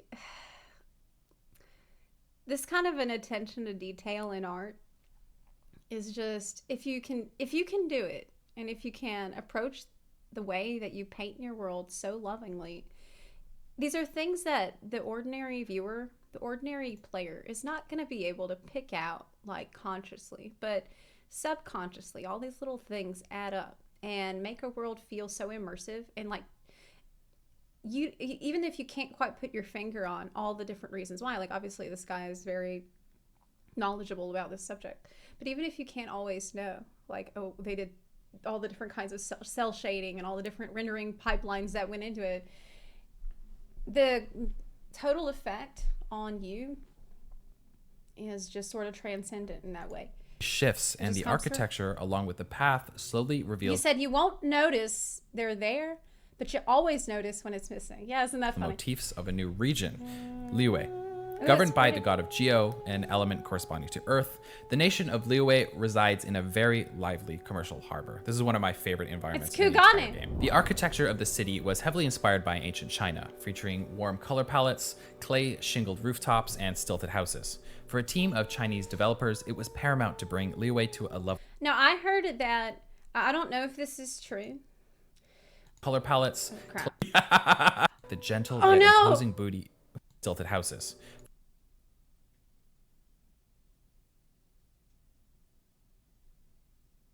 Let's just play it out. For a team of Chinese developers, it was paramount to bring Liyue to a level of perfection as to reflect the gentle yet imposing booty as to reflect the gentle yet imposing beauty of their own hometowns. Seas of reeds embellish the terrain close to bodies of water, dancing with each gentle breeze. Inspired by the delicate balance of content and empty space which characterizes Chinese Shanshe landscape paintings, the team built an array of peaks and stone forests as a backdrop. Who was that character with the booty hanging out? Is that a character that you need to, is that free? Do you need to swipe for that one, or is it, she's available whenever? Nice. Okay. Yeah, I heard that these roofs in real life are shaped like that because if an evil spirit tries to come at you from above, he will bounce off. Like he's gonna fall down and then he's gonna bounce away and he won't be able to get in there. I heard that. Now, I don't know if that's true, but it makes a lot of sense. For prominent landmarks. The soothing scenery brought forward the name of the first piece of architecture we see in Liyue, the Wangshu Inn. Its design drew from the Wankong Temple, built into a cliff near Mount Hang in China. The environment art team for me... The Wangshu Inn? Okay. Hoyo mentioned how important it was for them to represent Chinese characteristics in front of a global player base. To achieve this, they compared various landmarks and pieces of Chinese culture and finally selected the area of Zhangjiaji as one of the main sources of inspiration. I am so sorry for butchering all of these Chinese words. I heard it. Version 2.0 brought players the third large-scale region open to exploration. Centered around the element Electro, the theme for Ina's... So what version are we in right now? This was version 2.0, and it gave another giant area. But how big are these areas? Like, is like a version 2.0, is that like an expansion? Okay, now we're in 3.5 is next week. 3.5 soon. Okay. Zuma was eternity. Really huge. A beautiful contrast to the short lifespan of Lightning. Inspired by Japan, the region is located in the easternmost part of Tevyat, in a group of islands accessible only via the ocean. The vast landscape is dotted with painterly sakura blossoms and high mountain peaks preside over the backdrop. Grand Narukami Shrine, the region's largest, closely resembles traditional Japanese places of worship. Players get to walk through imposing torii gates and cleanse their hands on purification troughs. Lion-like statues resembling Japanese komainu act like shrine guardians, and fan, lotus, and cherry blossom imagery can be found all throughout Inazuma. The region's very name comes from Inadzuma, which means lightning in Japanese. Was that These a Fox elements girl? blend beautifully with an encompassing anime art style, creating an unique, almost austere atmosphere. MiHoYo put a lot of effort into making Inazuma a dream world for any anime fan out there, and I really believe they nailed it. Genshin Impact managed to beautifully balance the heavily stylized look with real-world architectural influences. But there's another layer to the design of Teviat that makes the game environments truly unique. The 7 elements serve multiple purposes for the game mechanics, but they also influence the design quite heavily as well. Affiliation to the elements is present in every design choice, from the intricate costume design to VFX to the architecture itself. Mondstadt, the city of wind that we talked about earlier, is built on many different elevation levels with plenty of staircases, allowing its inhabitants to glide from one wall to the other. Wait, you can fly. Is that the only way? Like, you can only glide? Can you not, like, get on a Anemo dragon emblem of wind can be seen on many items, including the crest of the Knights of Favonius, the city's protecting chapter. How do y'all feel about that? Like, people who play this game, is that okay? Like, do you feel like it would be better if you could fly? Some characters have movement abilities. The elements influence everything from unique talents to the appearance of the characters, even their personality. In most cultures, water symbolized the body, thus emotions. Hydro, or water characters in Genshin Impact, were designed to look soft, quiet, and empathetic. They feature big, bright eyes and soft facial expressions. I don't like that. Their animations are graceful and flowy. Pyros, on the other hand, look passionate and determined. Yeah, I don't like emotions, and I don't like being soft, and I don't like that. And are a little more spicy with their personalities. Much better. I like that better. To solve the challenging issue of several cultural influences and references all mixed together, MiHoYo used the elemental system to bring everything together into a single cohesive world. So fire is more powerful than water, yeah? But that's not how it works in real life. Can fire... I mean, if the fire is really hot, then it can trump water, right? No. The 7... They're weak to each other. Elements don't work like that in Genshin. Oh, they're all balanced. Yeah, but can fire beat Goku? It's more how different elements combine and react with each other to do more damage. Oh, so that it's not like the elements are at war? It's not like in a... Are you not like an airbender? Where the different nations are attacking? Okay. Alright. So you're not like a firebender or a waterbender. Okay. It's about... Right. Elements used feel distinct enough for the player to feel compelled to keep exploring, but they are similar enough to make Teviat into something original. Character design. Alright. Character design is the bread and butter of Genshin Impact. As a free-to-play game of such quality, Genshin Impact relies on the gacha system to turn a profit. The characters are the most desired type of content in the game. But it's free. But, I mean, it's free, so you don't have to pay money. And I won't have any issue just, like, not paying the money for stuff. Because I'm not, like, even though I'm very lucky and good at gambling, and I like dopamine rushes, I don't think that I'm going to be in any danger of spending too much money in this game. And much of the storytelling revolves around them. In addition, perfecting their appearance was the key element in order to achieve... Wait, you said... Wait. Is there an American? Wait, is there America land? Because I saw Germany and China and Japan, but is there America in the Genshin Impact? Or not? Okay, not yet. All right. the desired anime That's style. too bad. Special attention was given to the shaders of the characters to ensure an authentic anime look.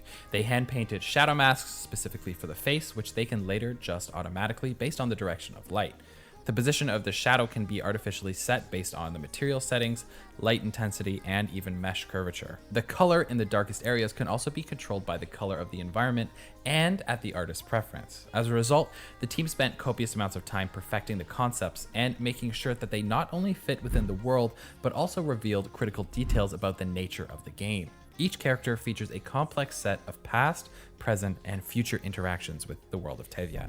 Each character has unique features and animations that distinguish them from the other characters. It is these core features that the team... I saw the bunny. I saw the bunny. I saw the bunny. So each character has their own unique animations? They're all, like, nobody has the same casting animation? Features and animations that distinguish them from the other character. Oh, crap. Yeah, that's the bunny. That's the bunny. That's the closest we got to bunny. It is these core features that the team uses as guiding principles for the character design. In an installment of their Developer Notes series, MiHoYo revealed much of their thought process behind the creation of a character named Xiao. They drew inspiration from folk legends and religious stories and blended influences from Taoist deities, ancient Chinese spirits, Buddhist guardians, and mythological creatures. This result was a rich character with a unique set of values, drives, and personality traits. His outfit reflects a young, competent warrior that moves swiftly like the wind, which is his corresponding element. His accessories are all rooted in ancient Chinese tradition. The mask he wears in combat draws from Chinese exorcism masks. He wears a vajra, if I'm saying that right, at the neck and censer at the waist, two items ritualistically used to fight evil. Another great example of character design is Zhongli, the current vessel of the geogod Morax. He features a long ponytail, a deeply rooted Chinese symbol of social status. He has the scales on either side of his robe, which represent the emperor's power and adaptability. His design contains a lot of patterning, references to the 12 symbols of sovereignty introduced in the Zhao dynasty, exclusively worn by the emperor. Barring a few characters, Genshin's character design... I mean, it is decent, but, like, seems a little bit... barely... Well, I don't know if he's good or bad. I would need to hear some crap that he has to say. Despite like, the design all is pretty good. Characters being fighters. Is he like an incarnation of Titan? The focus on the design leans more on the visual appeal rather than practical considerations. Most outfits revolve around a predominant color. He's very nice. Okay, then no. Which generally signifies the element associated with that character. That color is then paired with shades of white or black, then a few splashes of accent color are added for more visual interest. The accessories are what sets most of their designs apart. These accessories... Oh, so does this character have a raven that she can send to peck out people's eyes? Is there a character in the game that's like a evil witch? That's like... I don't know.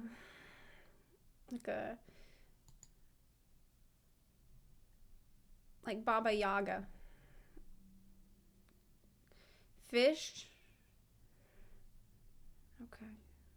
For crow. Yeah, that sounds really good. And the bird can peck out people's eyeballs and bring them back. Is that right? Mostly fit within a certain theme related to their nationality. Mondstadt characters have more dagger-like triangular shapes as embellishments with more belts. In contrast, the clothing of Liu Wei features plenty of Chinese knotting, thick cords, and tassels. Each elemental affiliation is also reflected in the character's movements. Wind characters feature quick movements that end in a slow, controlled manner. They are swift as the wind, but retain their gracefulness with every attack. Geo, or Earth characters, such as Zhongli, feature quick, imposing moves. Their power can be felt through the steady way that they attack with every move. It's almost like that they stay grounded. In order to further distinguish each character, the developers gave them unique abilities, which come with their own visual effects. These are heavily influenced by their corresponding element, but they retain some individuality and reflect some of the character's backstory. Razor, for example, was presented as an orphan who was raised by wolves. As a result, his elemental burst in VFX shows a wolf spirit slaying his enemies. Barbara, I really like lightning energy in games. Like if there's an opportunity where I can zap the crap out of someone, that's what I would usually want to do. I really like that. Like in Borderlands, I really enjoyed going full lightning attacks. In Elder Scrolls Online, I went fully like lightning mage tank with the Storm Atronach. I really like that. I like being Zepla. Zepla. Then you're gonna love Ye and Raiden. Okay. Play any Star Wars games? I am playing a Star Wars game right now. I'm playing Jedi Fallen Order right now. my favorite characters, her ability shows a colorful burst of magical notes telling wait, it's almost over. Wait, the video's almost over? of her habit of humming all over Mondstadt. All of these complex elements of culture, inspired design, and technical art prowess are all perfectly blended together to create one cohesive, beautiful piece of art. Wait, can you have babies in this game? Can you? Probably not.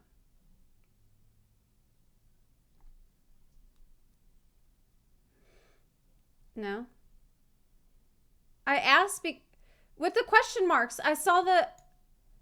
I don't know. Like I heard that you can make a house and I saw like there's. Are all perfectly blended together to create one cohesive, beautiful piece of art. Is Paimon your baby? What? Why does everyone say it's Paimon?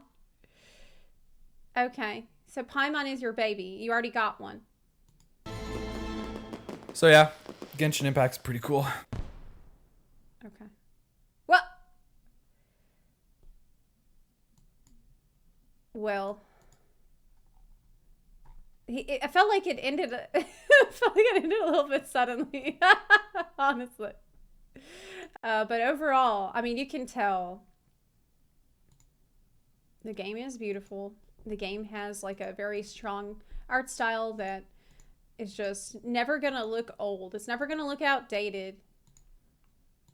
And I really enjoyed this part where he talked about all the different ways that they really tried to make the environment look special and look characteristics magical while still being anime. You've already downloaded it, haven't you? Nope. No, I haven't. I don't think that I would have time to play it today. Maybe, maybe not. I'm just kind of deciding. Yeah, long thanks for the 1913 sub. Let's see. I think games like Genshin and Elden Ring really show how much more important art style is to graphics. I feel like it's a little bit of column A and a little bit of column B. Personally, I think it is probably a little bit of both. Like, I don't think that there's necessarily one that outdoes the other because they're complementary to each other.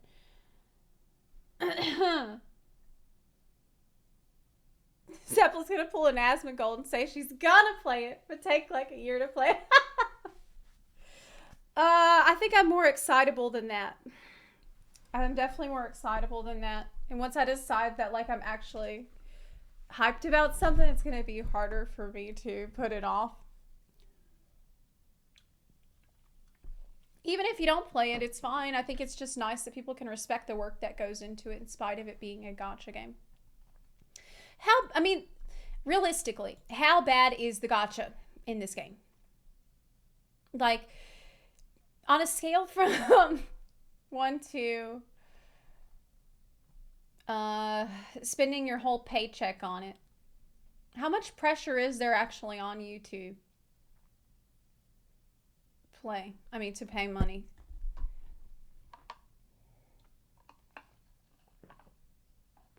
It's as bad as you let it be. There's almost no pressure.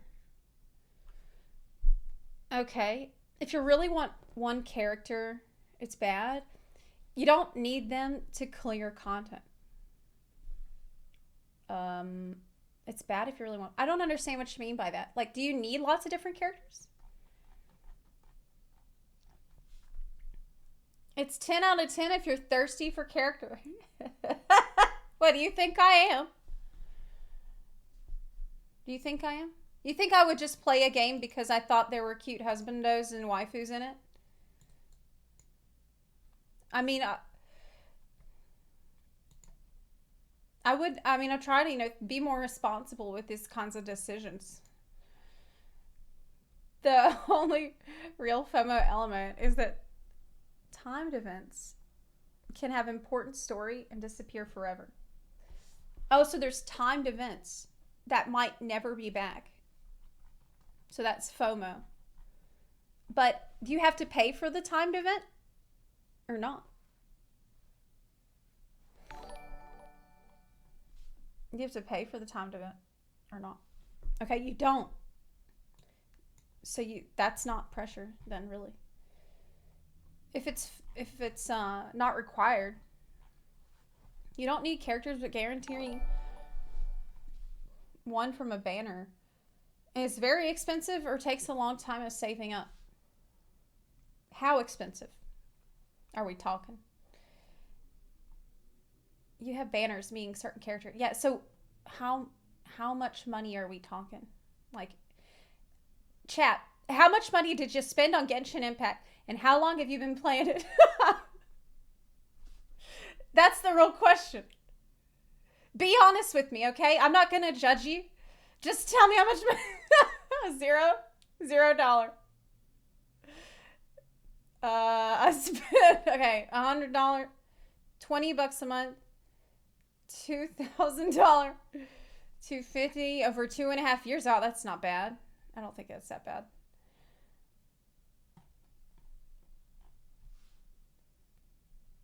I mean, it all sounds like less money than I spend on FF14.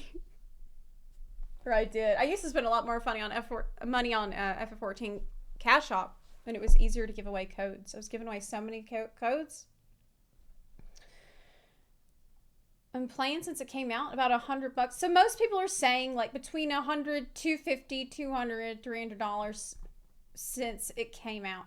Or $15 a month, people are saying. It's really not, doesn't seem that bad. Yeah, it seems like there's a couple of outliers of like $1,000, $2,000, but most people are not spending that kind of money. So that's not that bad. I spent around $90 for 3 years of playing. That doesn't sound bad. Depends on what you want out of the game. Is there PvP? Like, could I get ganked? Could somebody spend a bunch of money and then come and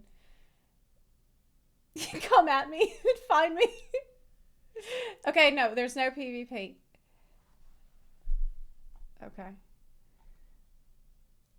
If you don't play every day and get all the gems that they give you, then you'll likely have to spend money to get a character you want. And very likely, when every character that comes out, you won't want every character that comes. Yeah, I'm very picky. I'm very picky. So, Kitchen Souls. Check your... Okay, hold on. Okay. Hold on.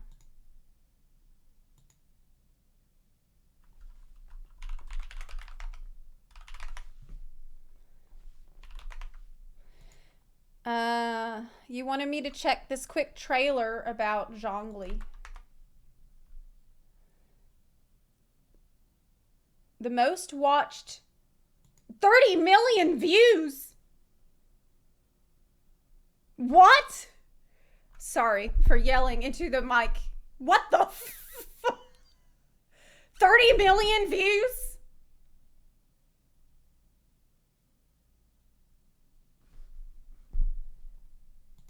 Let's fix the resolution here. What?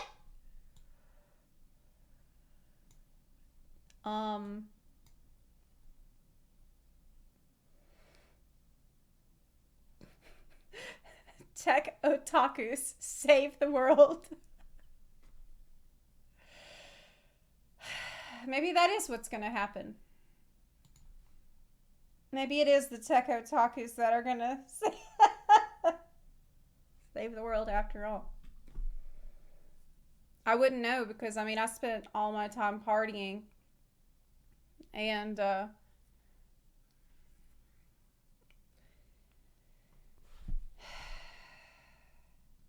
now I have the audacity. You said tech otakus are making AI. That's not gonna save shit. Fair. Okay. We last left off with ancient Liyue beset by an ocean demon and a mountain dragon.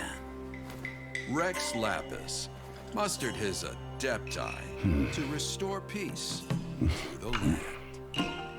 They say that before he set out, he spoke these words.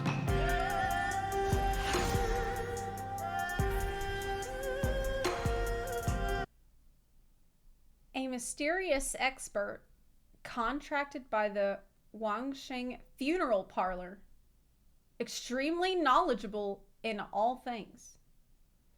So he is very smart. It's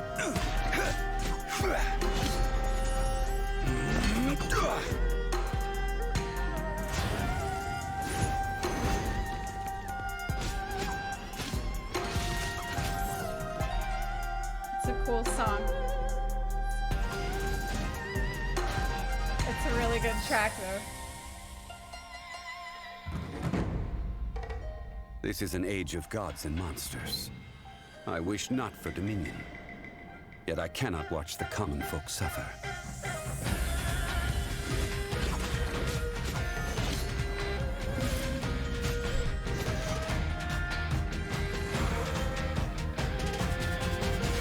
I will have order.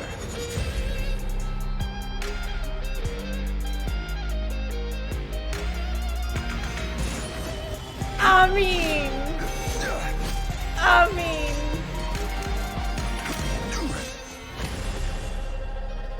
why would you show me the land and defend our safe harbor? Damn. That was the first contract Damn. in Liyue. And now, the final contract too has been set in stone. Can we just talk about the fucking track that played in this trailer? The music in this trailer was absolutely insane. Look at all, I'm going,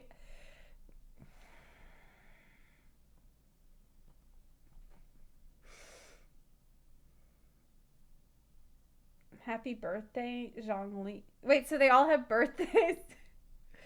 Today, all Hythem's demo has been unveiled. Okay. Are you at 75% interested? Yeah, I would say so. Yeah, I would say so.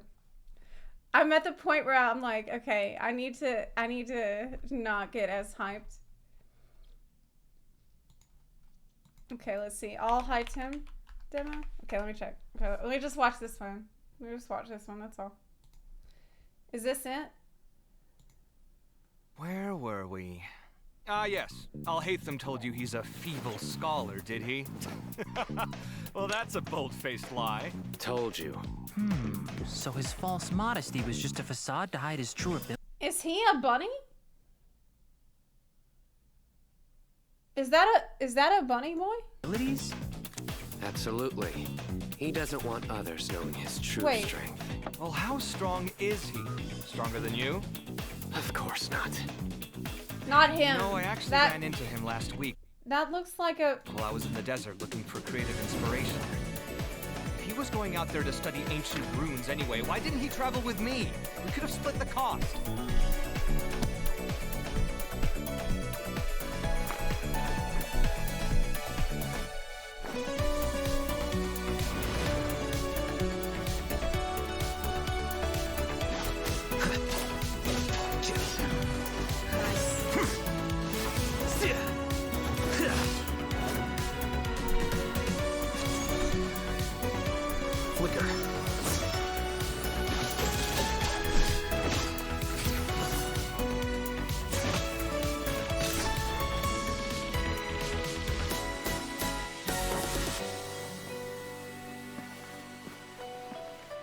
frankly, however strong he is or isn't, you just don't want to mess with him.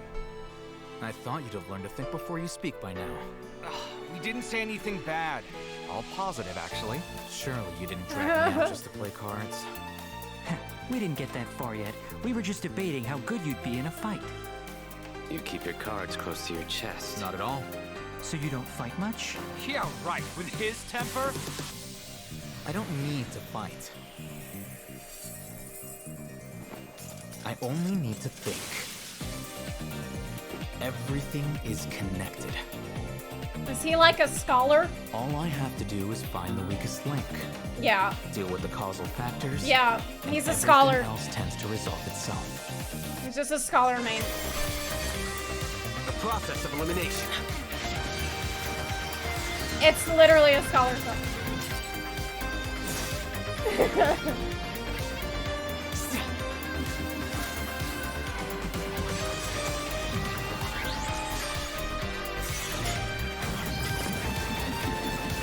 Nerd with a sword.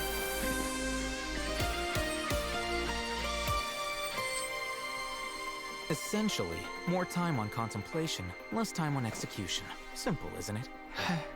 Not really. Oh, I knew we shouldn't have brought this up with you. I thought my answer was quite engrossing. Boss, this is good wine. I'll have the same, please. Oh, man. He is one of these I'm very smart guys, though. He is. It's like one of these super cool anime characters that talks like this, and it works for them because they're a legit badass. But then, there are some people that will try to emulate this style of speech in real life, and they'll say stuff like, they'll actually say stuff like, "Well, I thought my answer was quite engrossing," and you're just like, okay. I mean, we were talking about if you want to get Taco Bell or not, but the character personalities really do well. Check Ilan demo too. Okay. What's the most banger track from any demo besides the first one that we first saw? So, what's the demo that has the best track? Raiden. Everyone says Raiden. Okay. Let's see it. 15 million views. I am honestly shocked by the number of views on this shit. Is this game like a lot more popular than I thought it was? I feel like I've been living under a rock. 15 million fucking views?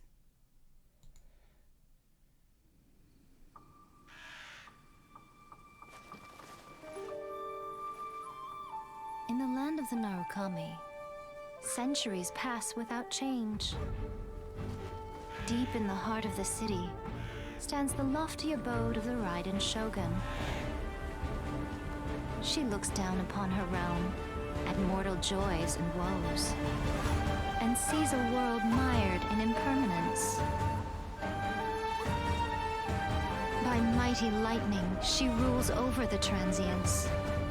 Trivial yearning and petty passion, they vanish like a mist, but the Shogun pursues, unfettered and unperturbed eternity.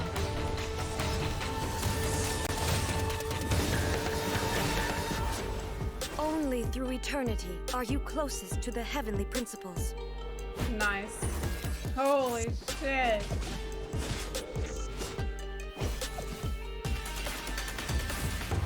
Lightning is eternal. The world is but shadow.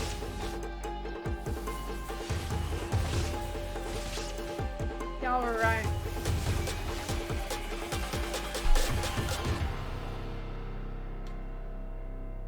Fantasy. It is a banger. Can only survive with an underlying reality. Reality is the stillness buried deep beneath the illusion. This is eternity. Torn to oblivion.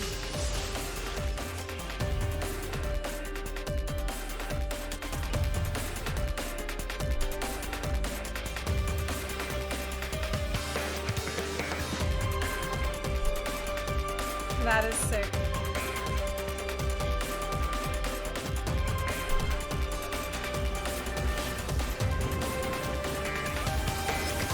That's deep.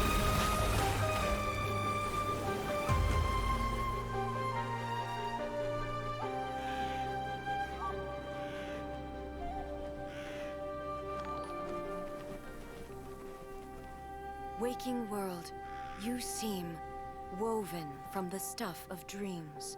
So is she like an All illusionist? shall fade away. Is she like a mesmer? Well, the track was absolutely a banger. Chat was right about it.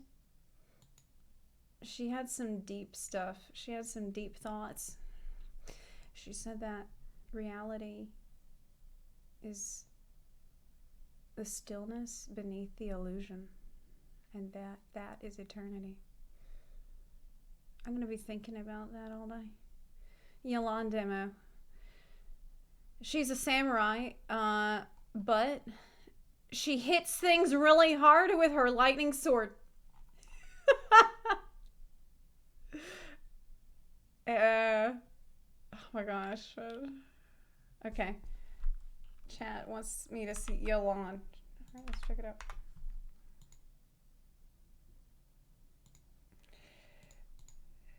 Shadow in the Rain. I really like this other character. She was super cool because I like lightning a lot. And I normally do not gravitate towards the like Japanese style characters, but I really liked that one. Leaving the city? It's a real jungle out there. They say there's this group of guys now who always come out in the rain, since it drowns out the cries for help and washes away any sign of a struggle. That all sounds perfect. Is she evil? You sure have nerves of steel, ma'am. What? Stop! Now hand over your goods! Bandits! Help! Help! Wow, that's all they had Been to waiting do? long? Bro, they didn't even have weapons. Like, they're just... Okay. I figured. Well, the waiting game is over. Bye-bye. What? What is this music?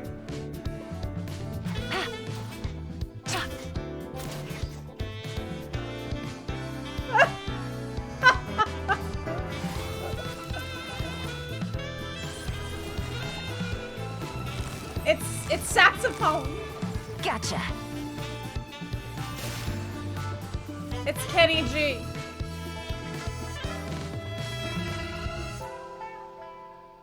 Okay.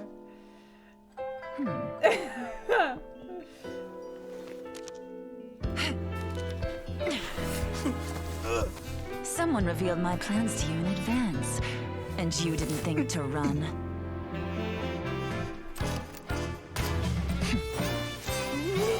What can I say? Much obliged. I mean, it's a really cool weapon idea. I love the weapon idea. It's very unique. Wait, she has a bow too?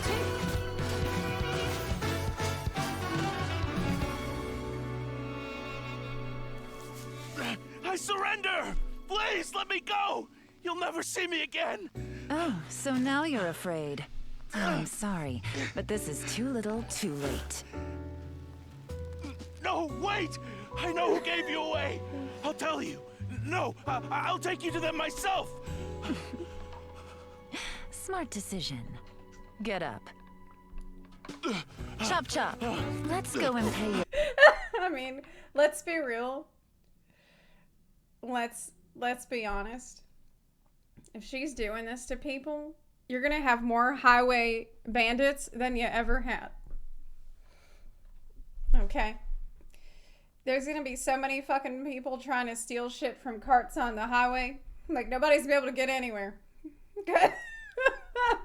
They won't mind going out like that. Friends, a little visit. She's on banner right now. Wait, you mean she's on sale right now? That people can... Oh, is there an ad coming up? Okay, that's fine. Ad. I need to turn off the heater in here anyways. Let's run the ad, and I'll get up really quick. I'll get up really quick. Yeah, we gotta run an ad. These characters are on banner once a year, more or less. Please look up Sina. Okay, let me know which one I should look at next. I'll get up for one sec. What are ads? Sina? Or Hotel?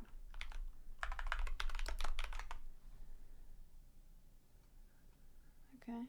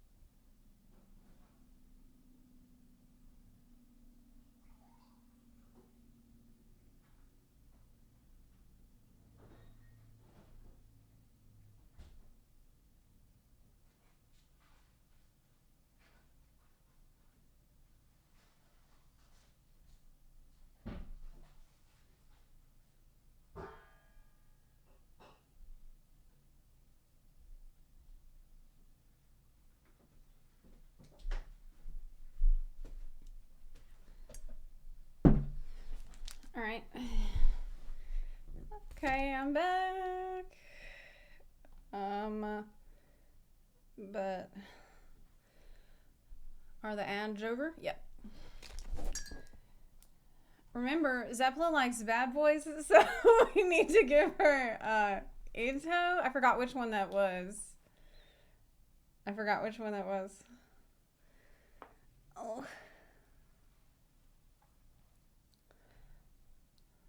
Okay. Let's see.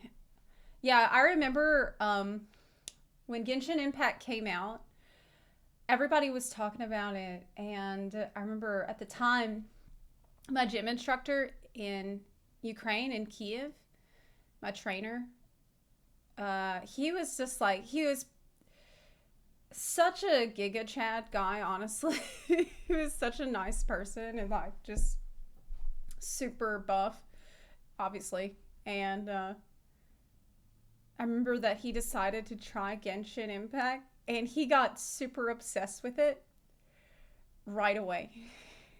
He decided to try it because it was free. And then I remember that he was just talking about it constantly. Like all the time. I wonder how he's doing. I hope he's all right. I should check. All right, so this was, which one? Probably the one with 3 million views on it. 2.5 million views.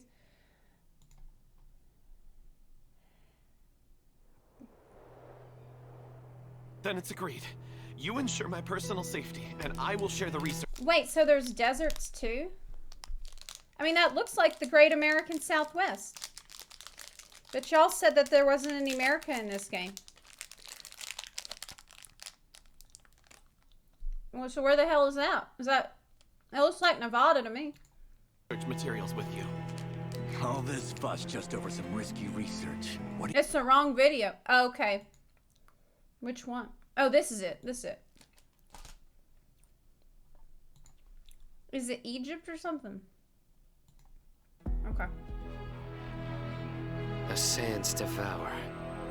A new life emerges. In the cycle of life and death, whatever is sown will be reaped. I like that. I really like that. And when the moral order is disrupted, like judgment will come swiftly. Every soul will be weighed. It's just, he looks like he's 10 years old. To me. This is the youngest looking character that I've seen so far. But it would make sense because, like, didn't the Egyptian pharaohs, like, didn't they become pharaohs when they're like 12? Or 11 or something? Like, how old was King Tut? How old was he?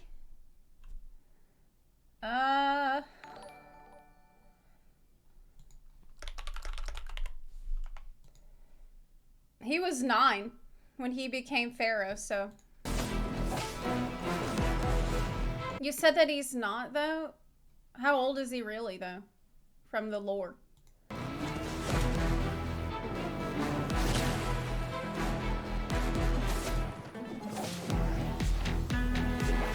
Because his voice doesn't sound like he's not.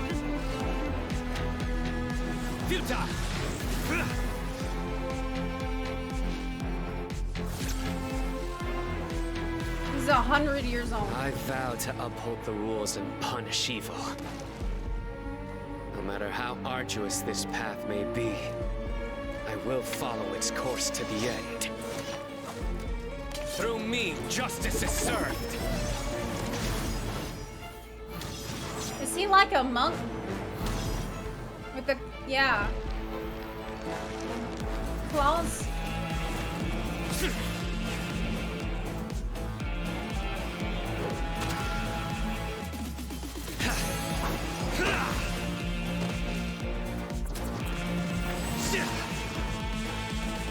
That's cool.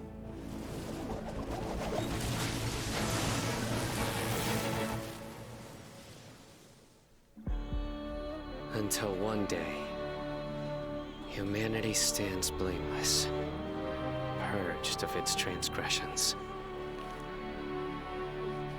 He's like Twitter.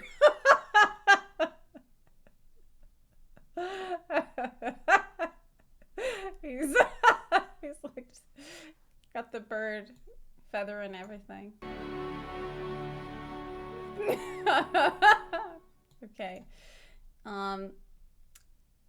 All right, you sent me the ones that chat really wanted me to see, and okay.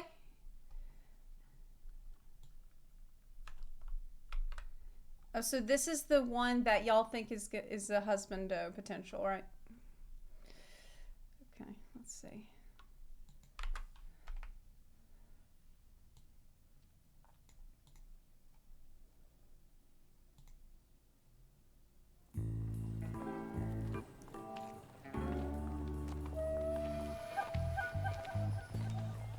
Oh, Oh, come on. The Vision Hunt decree is over. Okay, start at the top. So, I'm a big fan of eye makeup. I'm a big fan of that. Oh, my beautiful Vision, I know you're up there. Oh, yeah.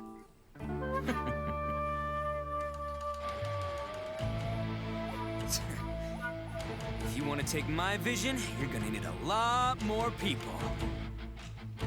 Is that a club? Arataki Ito, the Supreme, the one and only.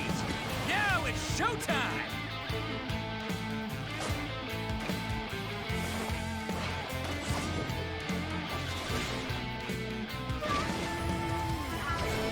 Let's roll.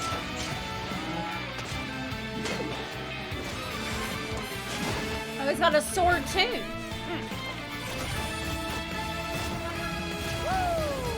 Don't let him run away. Kujo-Sara is coming. Run away? No can do.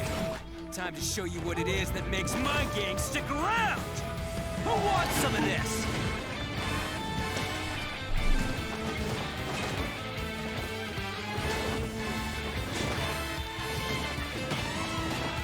So like,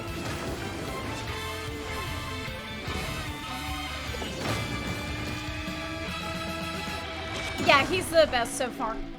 Oh, how nice of you to join us, General He's the best so Kujo. far. Are you here to make me beg for mercy too? Final warning. Surrender your vision now, Arataki Ito. Oh, but General, if you join the Arataki gang now, I can show you what dreams are made of. I swear, when I get my vision back, I'm gonna show her. Boss, looks like it ain't up here. Huh? I'm sorry, what? Boss, I think this might be yours. Way down here. Hey, you better wipe that smirk off your face. Okay, I'm coming up there. So yeah, I like his personality a lot. He's the most. Hey, you better wipe. He's very fun. I liked it. Little son, what? No. A bit of a himbo. But there was a question. What was the question I had? It was, are there, like, why are some people super powerful in this world? Okay, because obviously there's got to be the heroes who are powerful, and then there's got to be like little NPC soldiers who ain't shit pretty much to attack. So why is it some people are blessed with the power and some people not? So the vision, that's what the lady was trying to get from him.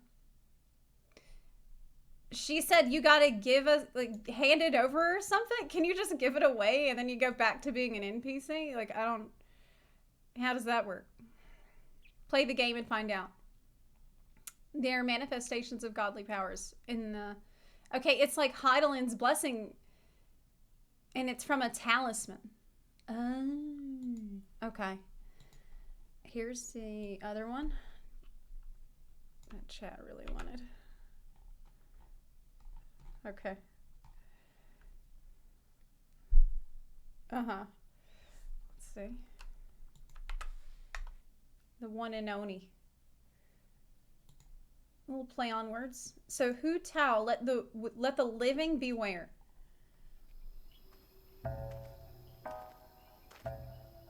Hey, you sure we're going the right way? Doubt there's any treasure in this creepy place.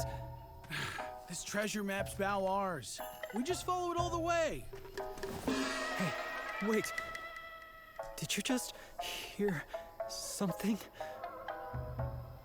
Man up. We're just imagining things. Huh? What? Who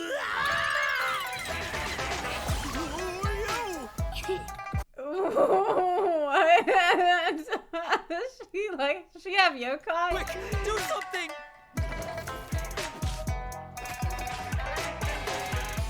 Farewell. Ouch. Order of duality. Impermanence of fate. I raised this butterfly to guide thee. Ah, yeah, so many droll people. Fatui, not even worth the tease. Guess I'll need to send you off myself. It's a really cool song. Zombie, you scared? Time to go. What's the zombie?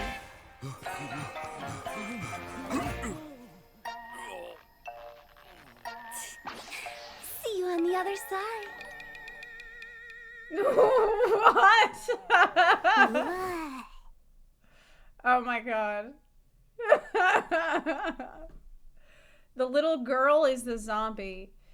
Yeah, she was on screen for like 1 second.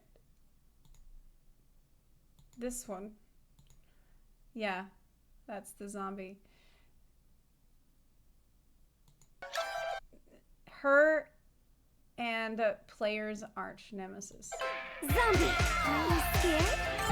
It's I really like the track for this one, and I enjoy the vibe of this type of character a lot too. Like usually, I really like I like stuff that is really cute, but also like there's a dark side to it as well, and that's what this character kind of represents to me so far. At least that's what it seems like. I really like this. Eula has good music. EULA. You said the Hoot Out Kiss video is the nightmare of Asmongold. Wait, Kiss video. Okay. Hoot Out Kiss video. Is this it?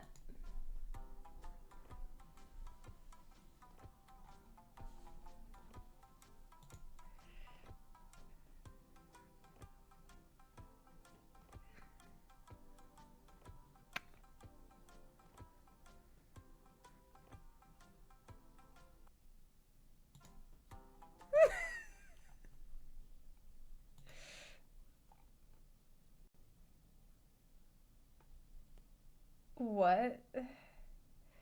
Is that it?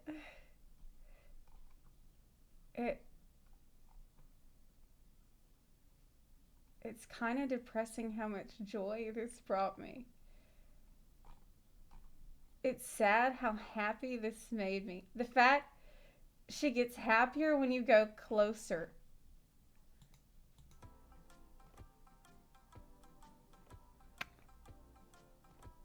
Oh my god.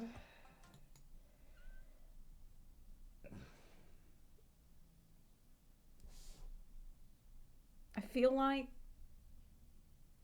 this is kind of... I feel like we've reached the end of civilization. Like, we are... Civilization is on the decline. Like, it's over.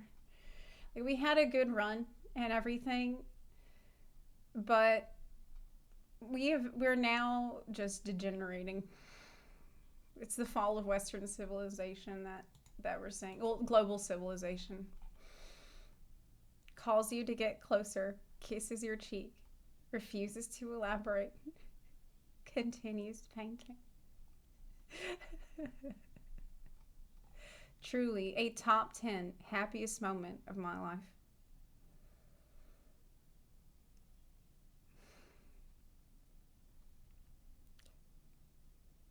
I mean, I'm really glad that people can get that kind of enjoyment out of something like that. But at the same time, bro, I'm literally begging you to talk to a girl. Please go outside and talk to a girl, okay? Please do it. Please.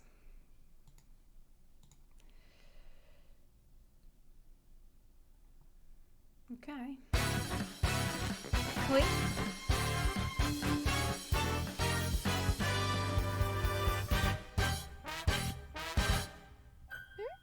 Oh, it's not in frame. Oh, sorry.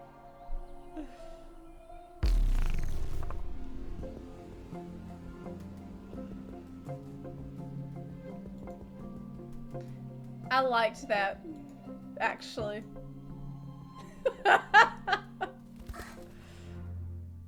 I didn't think I would because it's just so,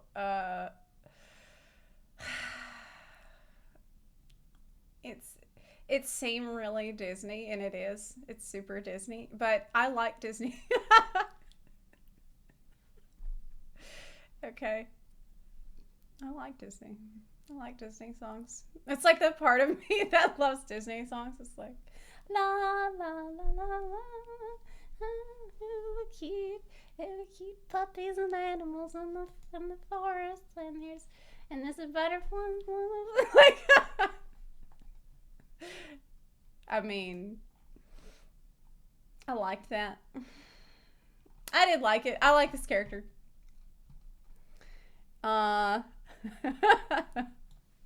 It was nice.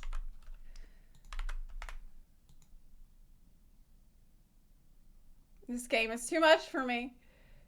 Even some FF14 stuff from the community is too much. What do you mean? What do you mean too much? It seems like there's, because so far I'm just learning about the game today, and it seems to me like there is a massive variety in different characters. So if you don't like one, I guess, like, do you need any?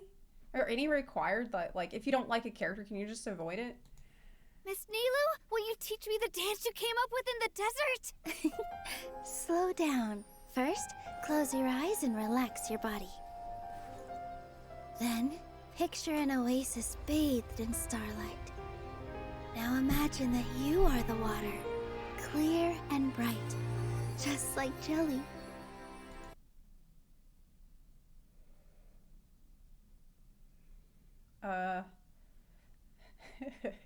Okay. I'm imagining that I am the gel in the oasis. Everything all around me is dry, but right here, it's like gelatinous and wet. I don't like that. No, I don't like that. I want to, no. To the world, you're invisible. Okay. It never stops to notice you. Okay. So you stand up, you leap and twirl, and you show them through dance. Dance! Dance! Dancer. Good. Here.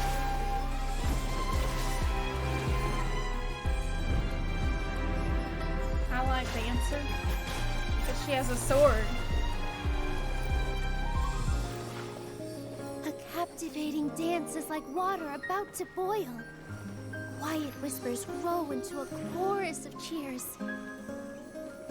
To make ripples in your audience's hearts, you have to make a big splash. Dance with the waves!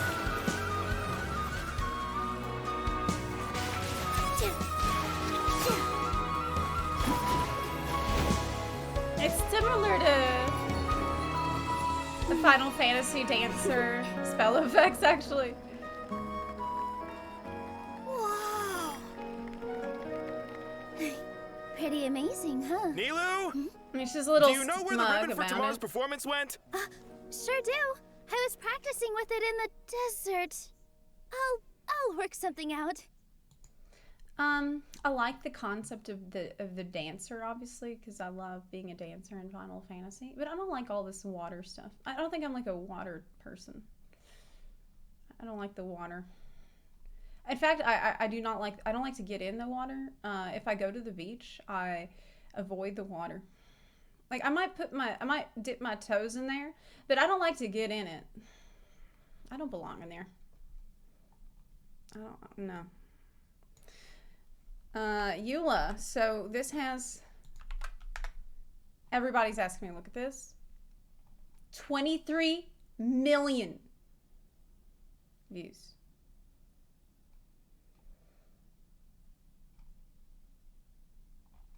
$23 million views.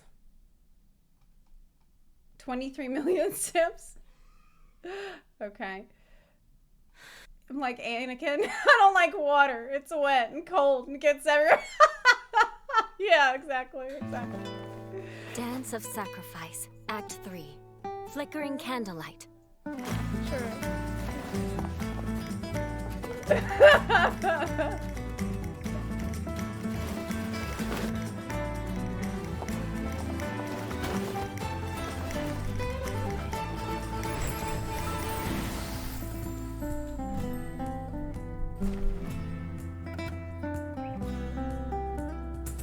That's a banger. It's a good track. Really nice. Booty. This was once part of a ceremony for aristocrats to show off their stature.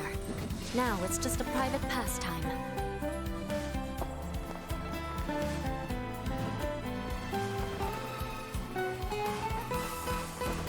Vengeance will be mine!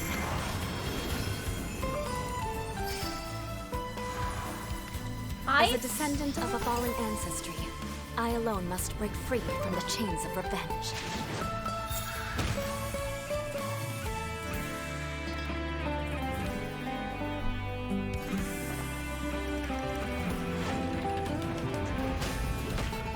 Shudder! Rack and ruin! Is there a necromancer? Character? And user Are you here to license spy agreement. on me? No. I was just worried you might be in trouble. Not yet. It takes two to tango. Shall we? You gotta put on dance partner. You need a dance partner. Might as well put it on the machinist. There's a doctor with a zombie. Oh, I saw that one. I think. Wait, no, I didn't. I don't know what I'm talking about. I'm learning. I thought Hu Tao is like the closest. Okay. And there's the quality of the trailers is very high. That doctor is not yet released. The doctor is not yet released. Okay. Let's see. How do you know about ones that aren't out yet? And like the demo comes out whenever it's released, right? Oh, is this the trailer for the next patch, which y'all said is next week? For leaks. Oh, okay. Okay. Are people data mining crap in this game like they do in other games? Do they data mine stuff to find out what's coming? What's the player opinion about data mines and leaks in this community? Because I know in FFX maybe people hate it and like are really against it, but in WoW it's accepted. So what do people feel like about it? Leaks good, story leaks bad?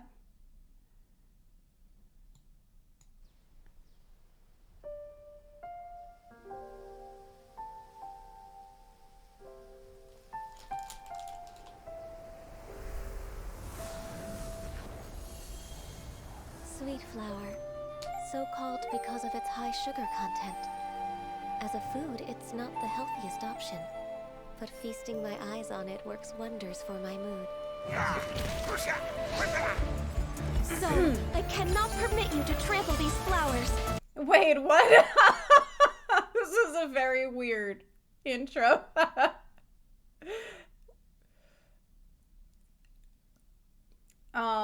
So you can't walk on these flowers because they have a lot of sugar in them, and I won't eat it right now, but it's a tasty snack. But it's bad for me, but I like to look at it, so that's why you can't fuck them up. That was weird. Born of ice and frost. They're just like those little dudes in Breath of the Wild. Like they look really similar.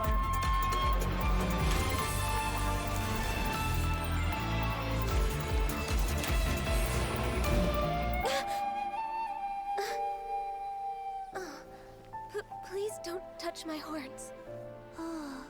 careful. Are they very sensitive, like Aura horns? I'm sorry. Well, you know, actually, I heard that it's lore, that it's canon, that the Aura, they rub their horns together to, it's like kissing or something. Let's just watch the Don't sleep by monsters. Huh? She's a zombie. I was asleep? It's a zombla. It was just a dream. All hail! Blaze over!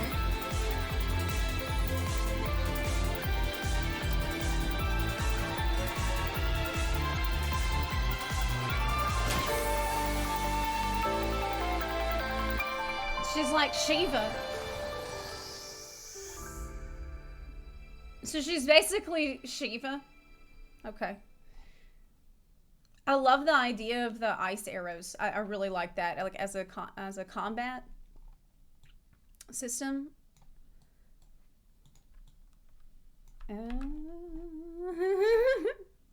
Shiva is Shenhe.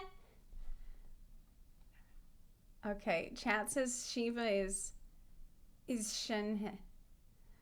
All right. Let's look at it. Wait, but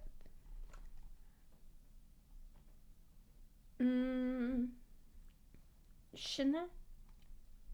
Shinha? Yeah, really? Is that how I'm supposed to say it? Shinha? Gosh. I can't believe y'all wrote me into looking at all these different demos today. I didn't expect it. Okay, so this is Shiva. But there's two.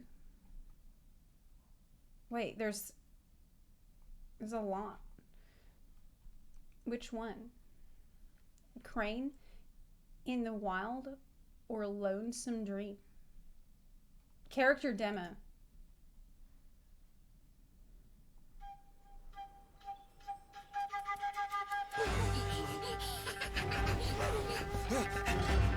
Halt!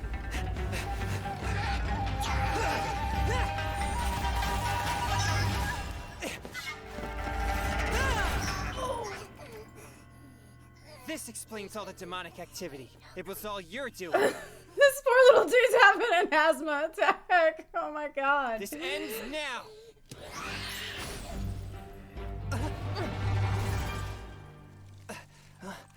Oh? A cryo avatar. Who are you?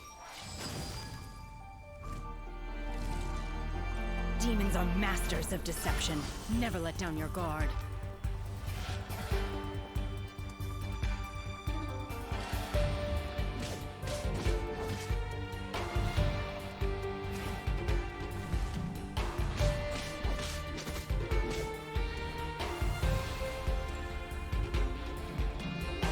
Yeah, that's Ice Heart. Unleash!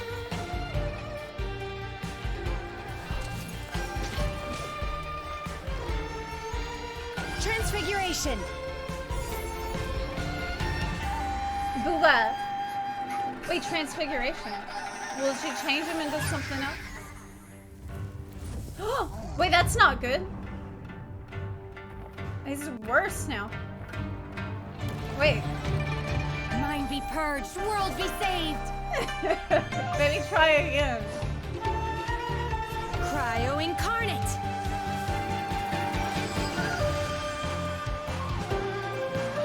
It's that bird! I told y'all that was a...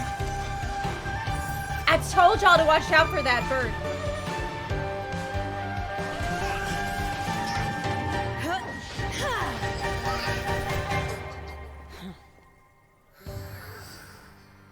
Dead. This demonic activity is an omen of impending disaster.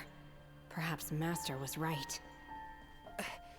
Thank you for rendering your assistance. I see you're also an adept exorcist. Some of your techniques look quite familiar, so I'm wondering... I am Shenhe. I roam these mountains. You needn't worry about me. But your temperature seems unusually high. Are you all right? Oh, my popsicle! I almost forgot. Wait, Shenhe? Wait, so you're my... You're my auntie? So I guess that was probably like a a huge lore drop on people who watch this demo who know who the hell this kid is. Since I assume that like Genshin fans just lost their fucking minds at this whatever this last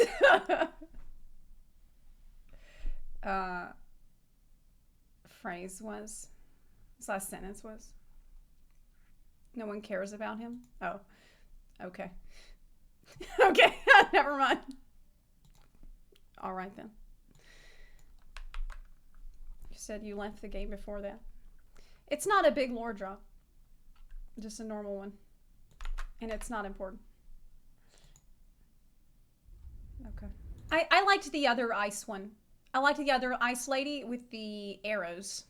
I like that better. This is Timaeus' newest design. A commendable Albedo. achievement. 20 more years. And perhaps we can let him make a start on the textbook Sucrose uses today. It's that sucrose again.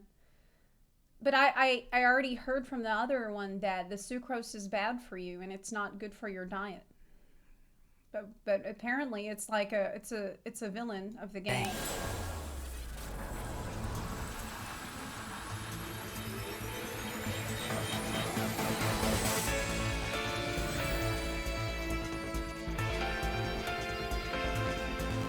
Creed the Prince.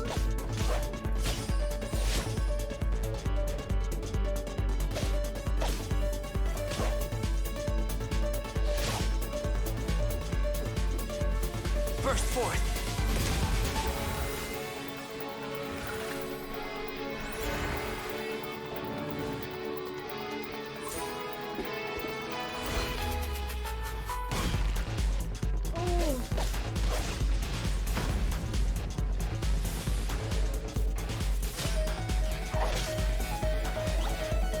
Moments of birth. Look, I'm convinced that other one is pure evil. That little girl in the red outfit, she's pure evil. No doubt. No doubt. The universe. Like. The sable essence of the starry void. Earth. The accumulative memory of time and being. Soil. The origin of alchemy. The basis of all alchemy? Life. Chalk. The substance from which primal life is molded.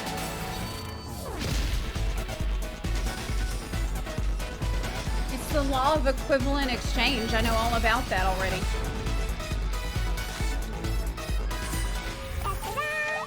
No! Holy shit, dude. Like, I'm not afraid of any character in this game to the same... Like, literally, when she popped out of this shit, I genuinely felt scared. Like, I saw... Oh my god. Like, characters like this, you should fear in a game. Like, if you see a giant troll or a huge, like, horrible monster, like a Elden Ring boss with, like, 5 or 6 arms and a big-ass greatsword and stuff, yeah, that's reasonably intimidating. But you see something like that pop out and throw some shit at you?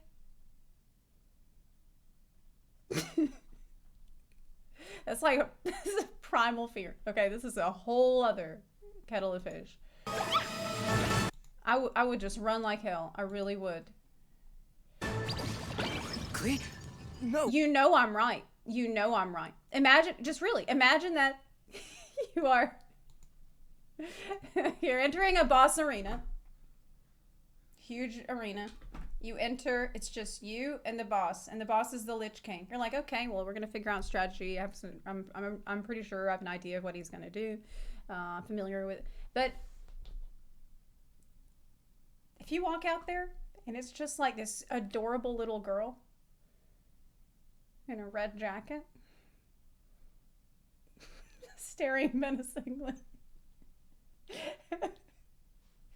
All bets are off. Like, at that point, it's time to just exit the game. Like, you were not gonna win this. Clee? All right. Anyway, so unfortunately, I gotta wrap it up. I gotta go. In about 5 minutes or less, I gotta go. Sad. Yeah, unfortunately, I have to go, but we'll probably just pick up and watch some more tomorrow. Genshin stream soon. Basically, I'm learning about the game today. Y'all definitely piqued my interest because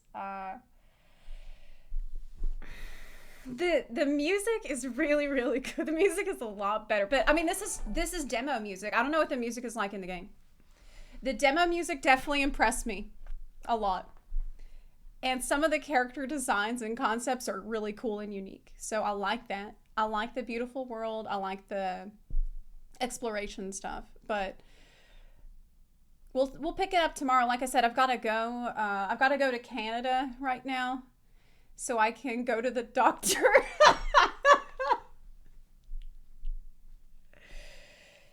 Yep, now that I'm back in the good old US of A, it's just going to be easier for me if I go on down to Canada and go to my doctor's appointment right over the border.